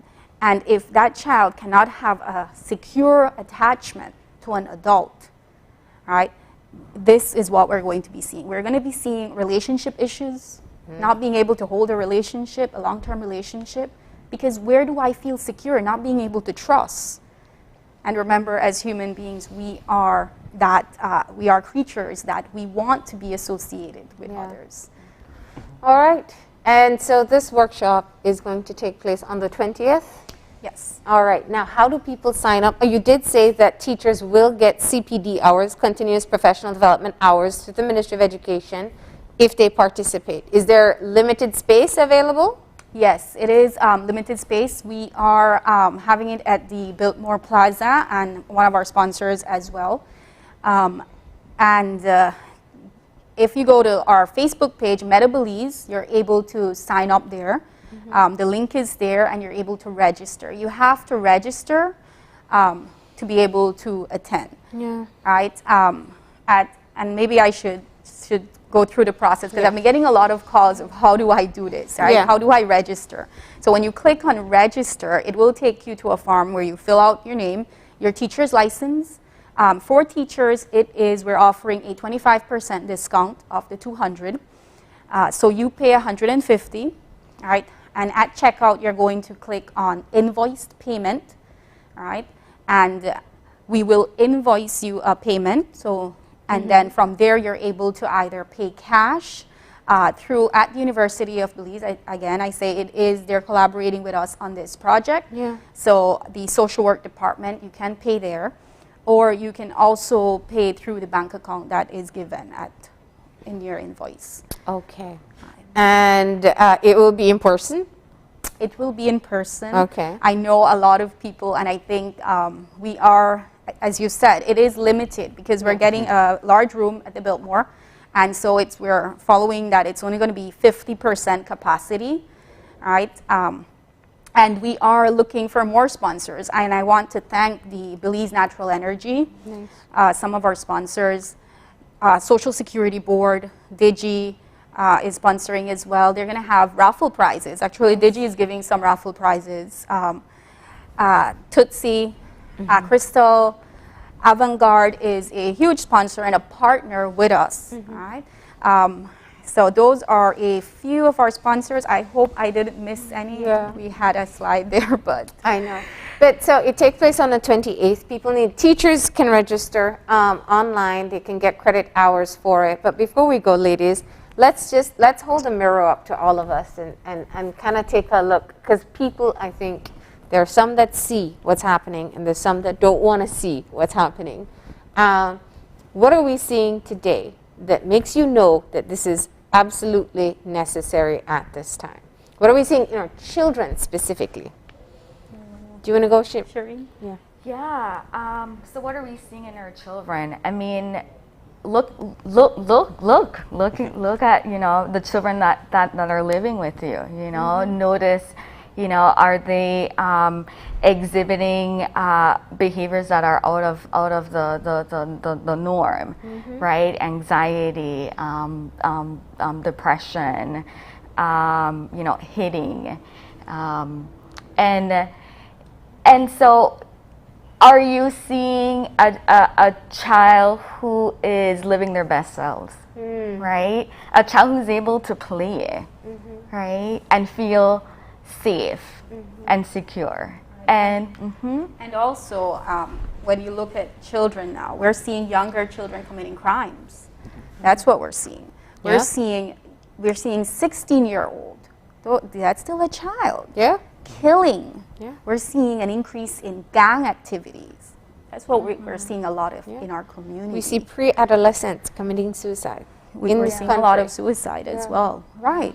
So I do agree. There's a lot going on, and I do hope that we get enough teachers signed up to this and it becomes a continuous process, that they're at least able to do a part. It's not the sole responsibility, but a part in helping our children. Right. And it's not only open to teachers, it's open to parents. I know I practice all this every day with it can get crazy. Yeah. And if I am not regulated and try to practice those techniques that we're going to be talking about and more, I'm not going to be able to work. I'm going to get, probably crazy myself. But so it's open to parents, it's open to social workers, especially who are working with children. You know, so I also got some in terms of preschool and high school level as well. And I do want to announce out there that we are offering from our sponsors, and we are looking for more sponsors. A lot of them are coming from private organizations, and I'm very glad to see that. But through our sponsors, we're going to be able to offer scholarship opportunities. So we will have that. So if you want, you can email us at help@MetaBelize, and you will be able to just simply, if you just tell me what's your name, what is it that you do, and how would this workshop benefit you? How will it help you in your daily work, right? You will have a chance to get one of these scholarships. Okay. Well, ladies, thank you so much. This is such a great conversation, and one that we need to focus on a bit on more. Wish we had more time, but we are just about of time. So we thank you so much for coming, sharing all about the upcoming workshop, as well as some of what we can put into practice in our own lives to improve ourselves and those around us. So thank you so much for joining us. Thank you. Thank you so much. Too. Yep. And with that, we are going to be taking another break, and when we come back, we're going to have our third segment. So we'll be right back, and please stay tuned.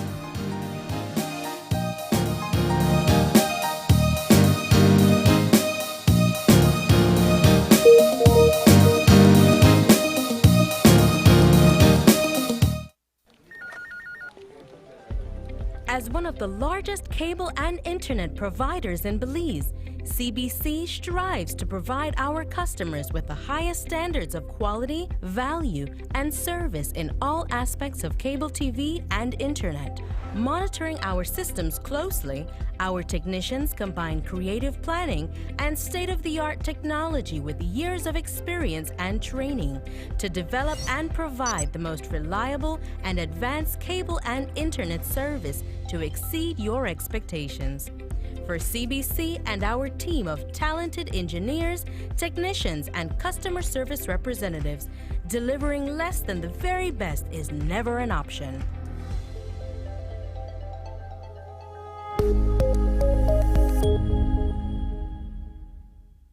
Good morning, sweetie. It's time for school. Are you a teacher or public sector employee who is thinking of owning your new home? Get the keys to your new home with Belize Bank's all-inclusive mortgage, the best financing option in Belize for your new home purchase or construction.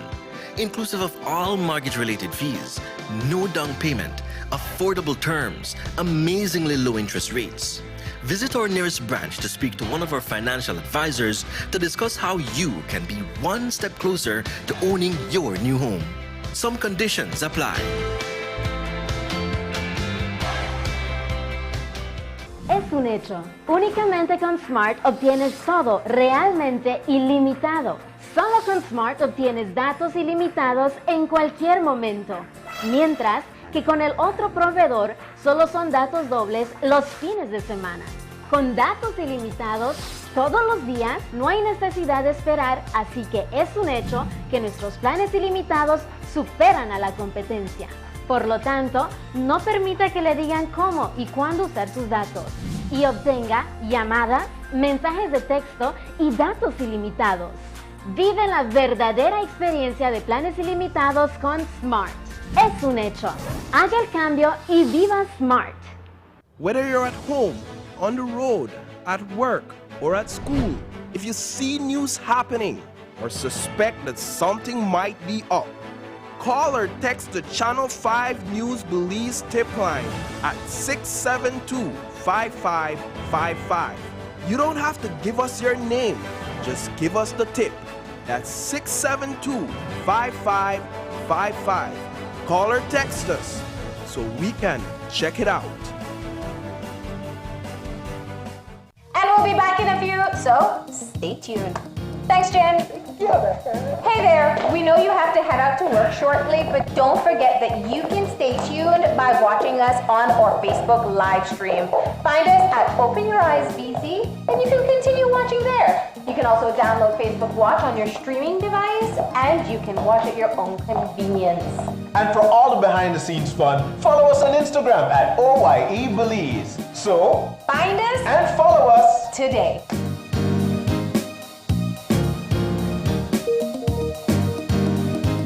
When someone you love becomes a memory, the memory becomes a treasure. Channel 5 introduces the Daily Obituaries. The Daily Obituaries will broadcast all death and funeral announcements and memorials to honor your loved one's life and memories. The Daily Obituaries airs on Channel 5 prior to the evening newscast, with subsequent repeats at 10 p.m. and 12 noon the following day. It will also be placed online on our social media platforms, all for a standard package fee. Celebrate their lives and memories with Channel 5's Daily Obituaries. Honor in life and reverence in death. Dwayne Moody, Isani Cayetano, Andrea Polanco, Paul Lopez. Your News 5 Belize teams do whatever it takes. Go wherever they need to go, so you can catch the story wherever you are, whenever you want, on whatever device. Channel 5 Belize on television, Facebook, Instagram, and YouTube. Because news is now everywhere, all the time. And so are we.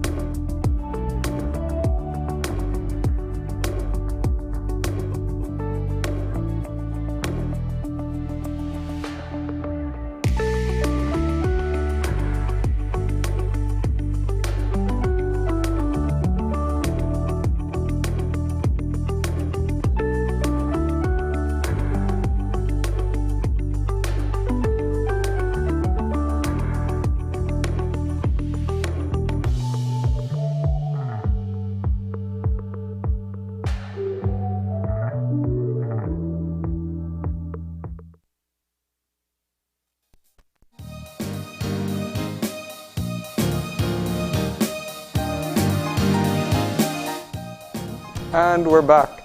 And if you're joining us right now, we're getting our third conversation for this morning started. And we are talking about a very important initiative. We are joined by Friends Friends of Pediatrics Belize, and they're going to be sharing all about how they assist children who are in need of medical attention. And this morning, we have with us Milagro Garel, who is a member of Friends of Pediatrics Belize, and we also have Candice Tillett. And joining us via Zoom, we have Dr. Howard Crine, who is an ENT and a plastic and reconstructive surgeon. Good morning. Good morning. Yeah. And thanks for joining us. We love the opportunity to come and talk about an initiative like this. Can we start talking a little bit about the history of the work that you all do, how long you've been involved? Yes. It's interesting that you say, good morning, I'm Milagro Garel, and I'm with World Pediatric Project, but it's interesting that you say Friends of Pediatrics, because actually Friends of Pediatrics is the local NGO who International Hospital for Children back then, 21 years ago, they got together as partners. But we are World Pediatric Project, and Friends of Pediatrics is the local NGO that we partnered with. Both very important. So just wanted to, let everyone know that our organization is World Pediatric Project. And what we do is offer surgical care that is otherwise not available to children in our country. Yeah. Dr. Klein was making sure we know he's there just now. So I understand you just left Belize. You were here on one of your yearly visits? I did about 3 weeks ago. We were down there for I believe in Milagro can correct me if I'm wrong. We were the last for WPP. We were the last mission in before the COVID hit, and then we were first mission back. So we had just completed a mission on June 20th. So we were there from June 16th to June 20th. Dr. Klein, you're being very modest in your contributions. You've been coming down to Belize for a very long time. What is it about this project that makes you so committed? I'll tell you, well, first off, from the first time I came down to Belize and actually met Milagro, which was about 16 years ago, I fell in love with the place, the country, the people, and the need for the medical care that other places like in the States is routine and sometimes we get, but yet is so unavailable to so many in Belize. And so I truly fell in love with the work and the dedication that Milagro, Candice, and the team down there have with WPP, World Pediatric Population, is it just invigorates and makes you want to donate and generate and become part of this project. There we have some of the images of your little patients as well. It seems to be that there are some common conditions that you tend to have in Belize that need treatment that we don't have access to. Cleft palate is one, I imagine. So let's talk about what you find. Yeah, so cleft palate and cleft lip, there's a genetic component, there's an environmental component. The important thing is it really sets, so cleft palate and lip and is really just one of the many things that we treat with World Pediatric Population. We treat basically all comers for any kind of congenital and or traumatic plastics, facial plastics deformity. Cleft lip and palate is ubiquitous. The reason that we want to be so present and get these fixed early is it sets a child up for a life of either success or hardships. And if you can imagine having a child that has this kind of deformity, both from a social standpoint, but also from a functional standpoint, it's very difficult to get over this without the surgery. And by coming down and doing what we do, I think it really does help normalize and get the children right back into a pathway for successful lives. Yeah. Talk to us about the number of children, Candice or Milagro, the number of children that seek assistance through World Pediatric Project. Well, I feel like the numbers are endless. But for this particular mission, because due to COVID, we had to scale down our mission quite a bit. So we had by an appointment only. So throughout the year, we've been collecting referrals. And how that works, we get, most of our referrals come from the hospitals. Lately, we've been having a lot of social media influence, so a lot of people message our page. But for the most part, we rely on the relationship and the partnership that we have with the hospitals. So as a baby is born, and right away we get the referral, the doctor sends us the information. If there's a deformity or something they're born with. Yeah. And then we would register the baby. We set up an appointment. We have a good relationship with our doctors. We have a program whereby we send up all the information to them, and then they would say, yes, this is a surgical candidate, and then from there we start compiling a list together on our database, because we have a database that all this information goes into. And when it's time for the mission, then we create a report, and that's how we have all the information to call the patients and invite them to clinic. So this particular clinic we narrowed down based on need, and we saw about 25 patients, and they did 15 surgeries. And that was in 3 days. In 3 days? Yes. We worked till 2 in the morning, 1 in the morning, you know, so it was very hectic. Yeah. And I'll tell you, just to add on, I think the unique part about what we do and what Milagro and Candice are very modest about is it's the continuity of care that is really the impressive thing about this organization.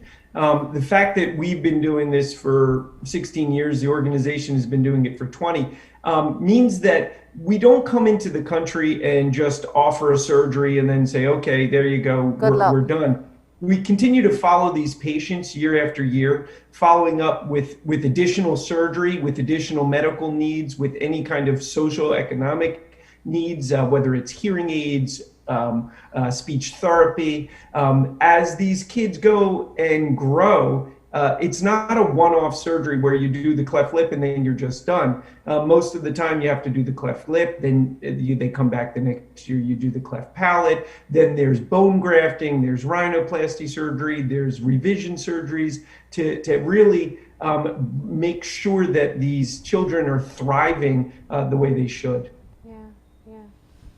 So we have, we sent you some pictures of teenagers where, you know, they're already into high school, and Dr. Crine and Dr. Burke, or, you know, any of our other medical volunteers will ensure that they get the ultimate optimum care. We always say, even if you want to go to the States, we bring the States to you, because this is the quality surgeries that we offer our patients up to when they don't need us anymore.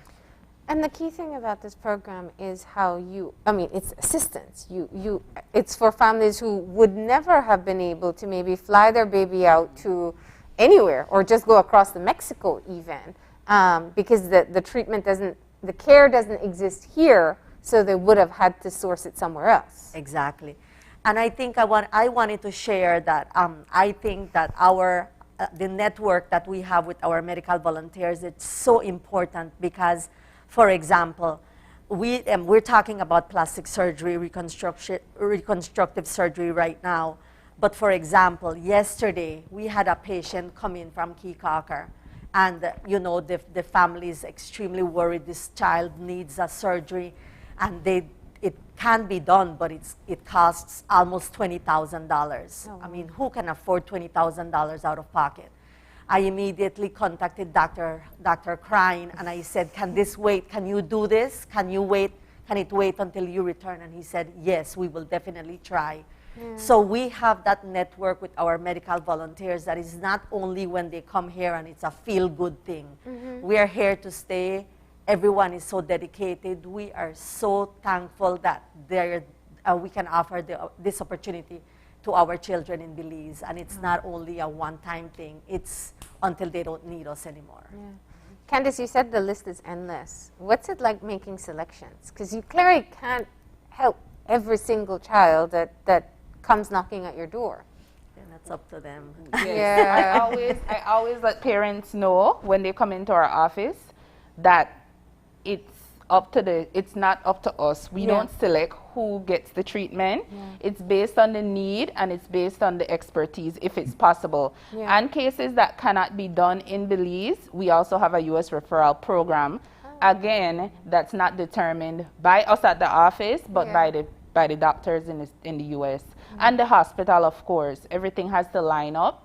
And we rely heavily on the parents. They're the advocates for the kids. We need them to comply. Mm-hmm. A lot of the times we have our own little issues with moving along our patients and so on to reach to that step.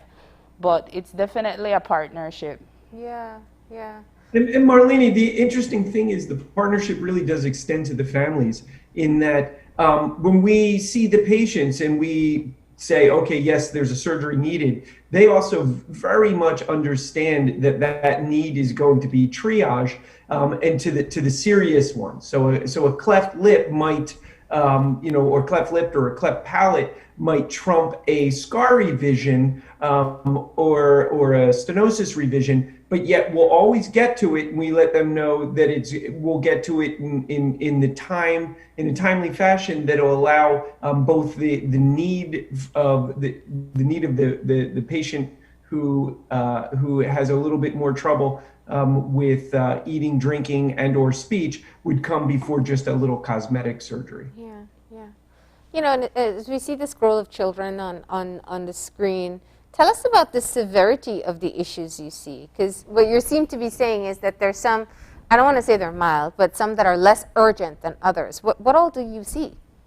Well, and that's exactly what I was alluding to before is as we do this continuity of care, right, the cleft lip and the palates, which really are needed for function, learning, speech, everything else, trump some of the other smaller cases. So if you have somebody who's coming in for a cleft rhinoplasty when they're 15 and it's more of a, they maybe can't breathe great through their nose and there's a little bit of a cosmetic issue. As you can see, part of the cleft trifecta is that they have a flattened nasal ala. And as you can see in this child here, that if it doesn't correct, we correct that for them when they're 15, 16, 17 years old. And so that surgery we might say, hey, listen, if we can fit you in this trip, we're going to fit you in. But if not, we'll do it the next trip because we have younger babies with cleft lips and palates that need to go so they can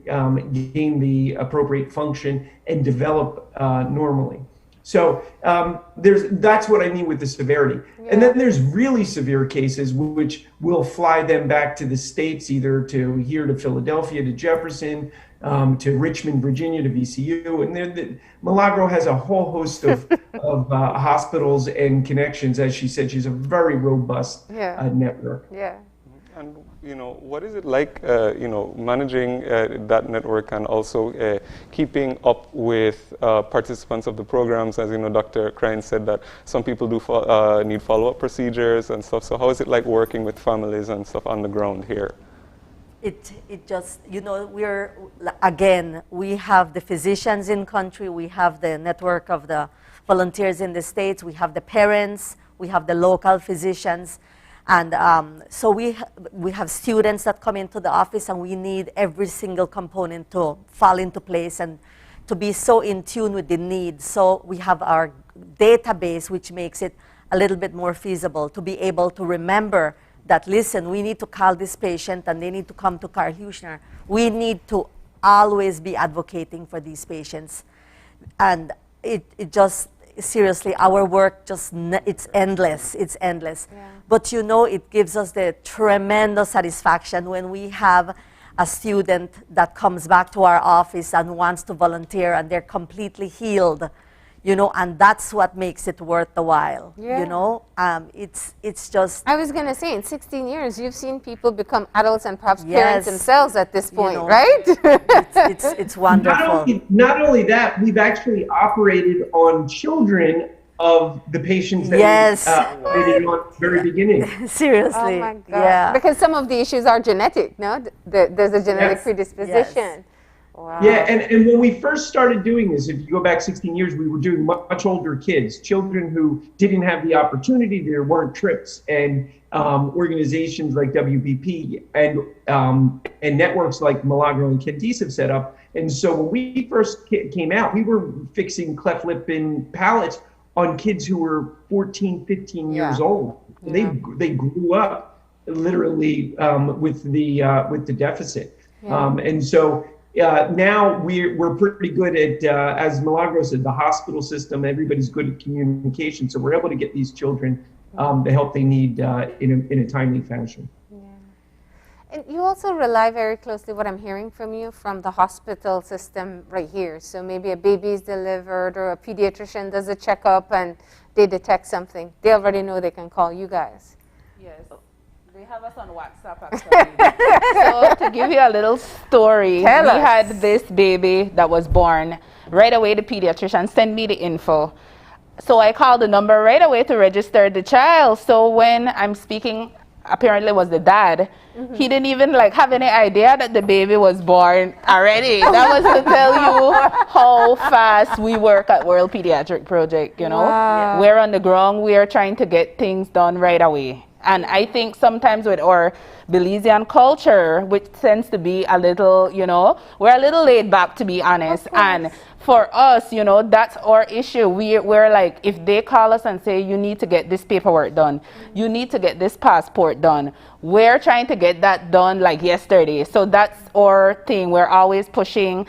A lot of the times we don't have resources. So we depend a lot on Friends of Pediatrics to help us pay for visas.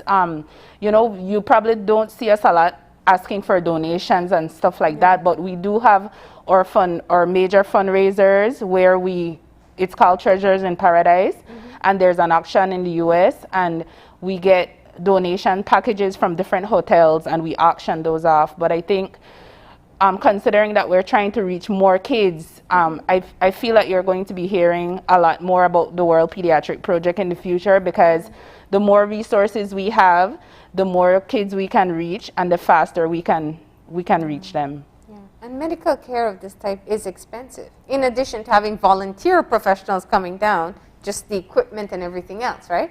Yeah, and also what Candice just touched on something, which is fundraising, and this one part of the job that she doesn't appreciate. I mean, I'm sorry, but I beg for the kids, and I am not all bashful. It does not matter. And I need to mention that Thomas Jefferson Howard's Hospital, where he works, you know, they are the ones who sponsored our past mission, as well as the Mennonite community in Belize. And we're so thankful for them. And we used to raise the majority of our money in the States, and we weren't so worried about, you know, having to raise all the money in Belize, except for the hoteliers that would donate vacation packages, as Candice mentioned. But it's becoming a little bit more difficult, not to say that that the donations are not coming in, but we are going to be knocking on doors in Belize, you know, for corporate sponsors, just to be able to defray some of the costs that we are not meeting, you know, the budget, to be able to continue the missions, because we don't want to cut the missions by, you know, numbers or the amount, because it's all needed. Of course, we would never bring a mission unless it's needed. And like my conversation with the Minister of Health, you know, and he said, you know, we are not going to interfere with missions as long as they're specialty missions and are not available in Belize otherwise, because, you know, we recognize that need is extremely dire. So because of that, we know that the need is here, and I know that our Belizeans will definitely, you know, acknowledge the tremendous impact that it has had on the lives of so many thousands and thousands of children. You know, and so I'll definitely be, you know, knocking on some doors to be able to get some sponsorships here, but not to be worried that we are not going to continue to push as hard as we have been doing in the States. So thank you to Howard and his hospital for that huge, you know, donation that served us so well to be able to have had this past mission. And Dr. Crane, you said very early in the conversation, one of the things that strikes you is that this is the type of care that would be automatically accessible for newborns, but for us, our children will wait until there is a mission. Talk to us about the need for children to be treated, especially with things that require reconstructive surgery, the need for it to happen early, and how it can impact quality of life in the future. Yeah, absolutely. So, I mean, we do our best to bring that type of care to Belize, because when a child is born with a cleft lip or palate, this really does go beyond just how it looks, which obviously affects the family, the friends, anybody who, and certainly the parents, you know, to have a child that, you know, you're so excited about, and they come out, and they have this deformity. In the States, it's very quickly shuttled into cleft lip and palate clinics at hospitals, at big universities, at children's hospitals. And these children are literally scheduled up for surgery within a few weeks and followed through. We have done a very good job. I have to say, I'm very proud of the continuity and the system that we put into place to make sure that we're delivering the same kind of care to the children of Belize. And that really does, again, go back to the network that WPP, Candice, and Milagro have established. Yeah. The really neat thing is, because we have these networks, as Milagro mentioned, she calls me. I usually, at least once or twice a week, get an email or a WhatsApp text message with new pictures and saying, hey, this child was born, and when do we have to, when can we see him? Do you want to do a telemedicine visit? Sometimes I'll do telemedicine visits even in between the mission trip that we have scheduled, and we get these children in very quickly. So just like in the States, if a child is born with a cleft lip, in the States, it's usually done by 6 months, as long as they're able to. In Belize, we usually will have it done within the year, if not 6 months, because very often we're able to schedule trips, whether it's every 6 months, but at least every 6 months to a year. Yeah, this year the youngest baby that we did was 2 months old. What? But he had and I had never, seen that, but it's very important that the entire team is recognized. Yeah. So for example, when we travel, we bring the entire team, and pediatric anesthesiology is extremely important to be able to intubate, these babies, and for us to be in an extremely, safe setting. Yeah. So, so a lot of, like what Howard says, it's just like the mom said, my baby is only 2 months, are you still able to offer that care? And, Dr. Amber Stein, our pediatric anesthesiologist, reassured her and spoke to her and gave her all the time, answered all the questions to reassure her that, the baby was going to be safe. So that was awesome. We really do strive to bring the same type of care. We only do things that are safe as far as the baby's health. We follow the exact same guidelines, rules, and requirements that we would in the States. Yeah. So everything that we're doing down there is to the same standards as the rest of the world. And if not, I think in some ways we even err on the side of caution. We want to make sure, and I always say, knock wood, every time we have a successful mission and all the babies come out and are healthy and are discharged, we really sort of celebrate the fact that we're able to bring this care in a timely and successful fashion to the children of Belize. Of course. So, as you said, this has been, you recently completed the Mission Milagro, and the aim is to ensure that you can sustain the work that you've been doing, and this time, after a really long time, you'll be relying on the Belizean community to help out with that. I hope so, yes. Yeah. All right. How do people get in touch? There are people watching right now who say, that's something I want to support. How do they get in touch with you? We're on Facebook. Our office number is 223-7300.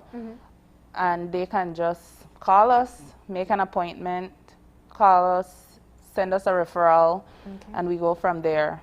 And I need to say, we're your neighbors. We're very close to Channel 5. We're 2 houses down from Burt Ambulance on Sunrise Avenue. I live upstairs. So my office, so if the office yes, closed, our office is always open, and my number is 610-2606. I'll never refuse a donation. Well, thank you all for coming in. Dr. Cronin, thank you so much for getting us updated on the great work that all of you have been doing. Thank you, and of course, let us know when you need to get some of that kindness out of Belizeans so we can remind them on this end. Thank you for having us. All right. And with that, we're going to... Thank you so much for having us. All right. Stay safe. Thank you. And with that, we're going to go ahead and take our final break. And when we come back, we'll have our wrap-up. So stay tuned.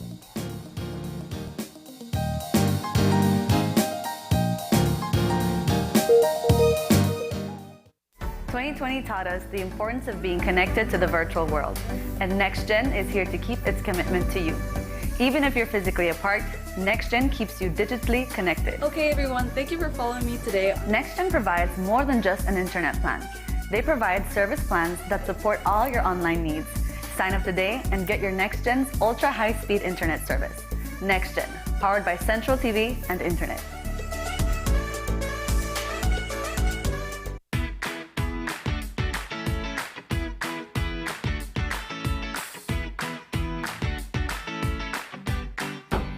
Why, Tony? Boy, kid, what you go on, man? We actually come see we can need to buy a stack of them plastic plates and cups for my grocery shop because I run low. Boy, I stopped importing that thing since April 15th, you know. And I just routed the last batch, must be about like 3 weeks back, you know. Man, do I usually have anything? What you go on? Check this, right?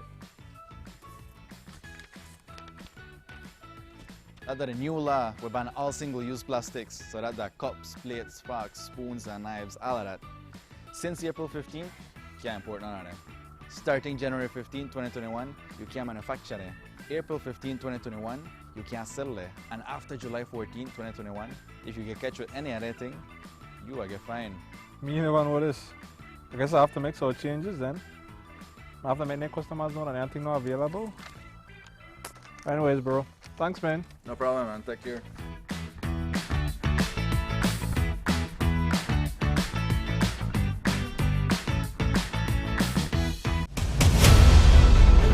Dwayne Moody, Isani Cayetano, Andrea Polanco, Paul Lopez. Your News 5 Belize teams do whatever it takes, go wherever they need to go, so you can catch the story wherever you are, whenever you want, on whatever device. Channel 5 Belize on television, Facebook, Instagram, and YouTube, because news is now everywhere, all the time. And so are we. Good morning, sweetie. It's time for school. Are you a teacher or public sector employee who is thinking of owning your new home? Get the keys to your new home with Belize Bank's all-inclusive mortgage, the best financing option in Belize for your new home purchase or construction. Inclusive of all mortgage-related fees, no down payment, affordable terms, amazingly low interest rates. Visit our nearest branch to speak to one of our financial advisors to discuss how you can be one step closer to owning your new home. Some conditions apply.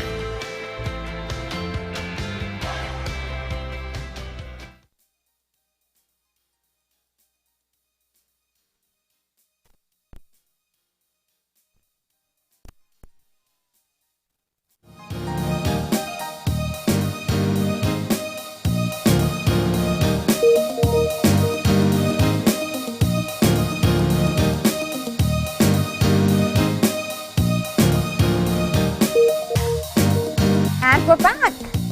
And we're just getting our show wrapped up. We want to say thank you to all our guests. Of course, we were first joined by the Minister of the Blue Economy and Civil Aviation, sharing some updates from his ministry and all the plans that he has for going forward. So we want to say thank you to the Minister for coming in this morning. And to Azalia and Shireen, who have the trauma workshop coming up on July 28th. You can find them on Facebook and sign up. It's a great opportunity for teachers to learn how to identify trauma in children.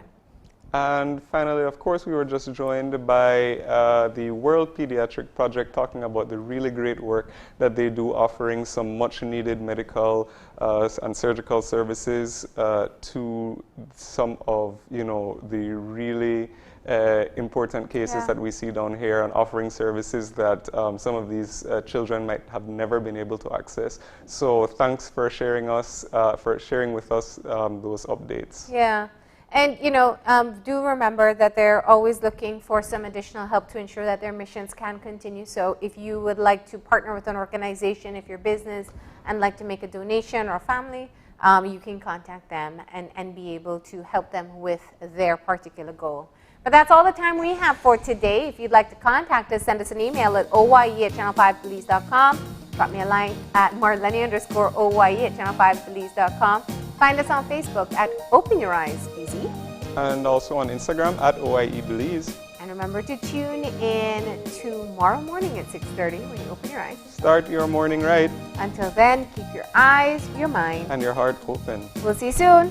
Enjoy your day, Belize.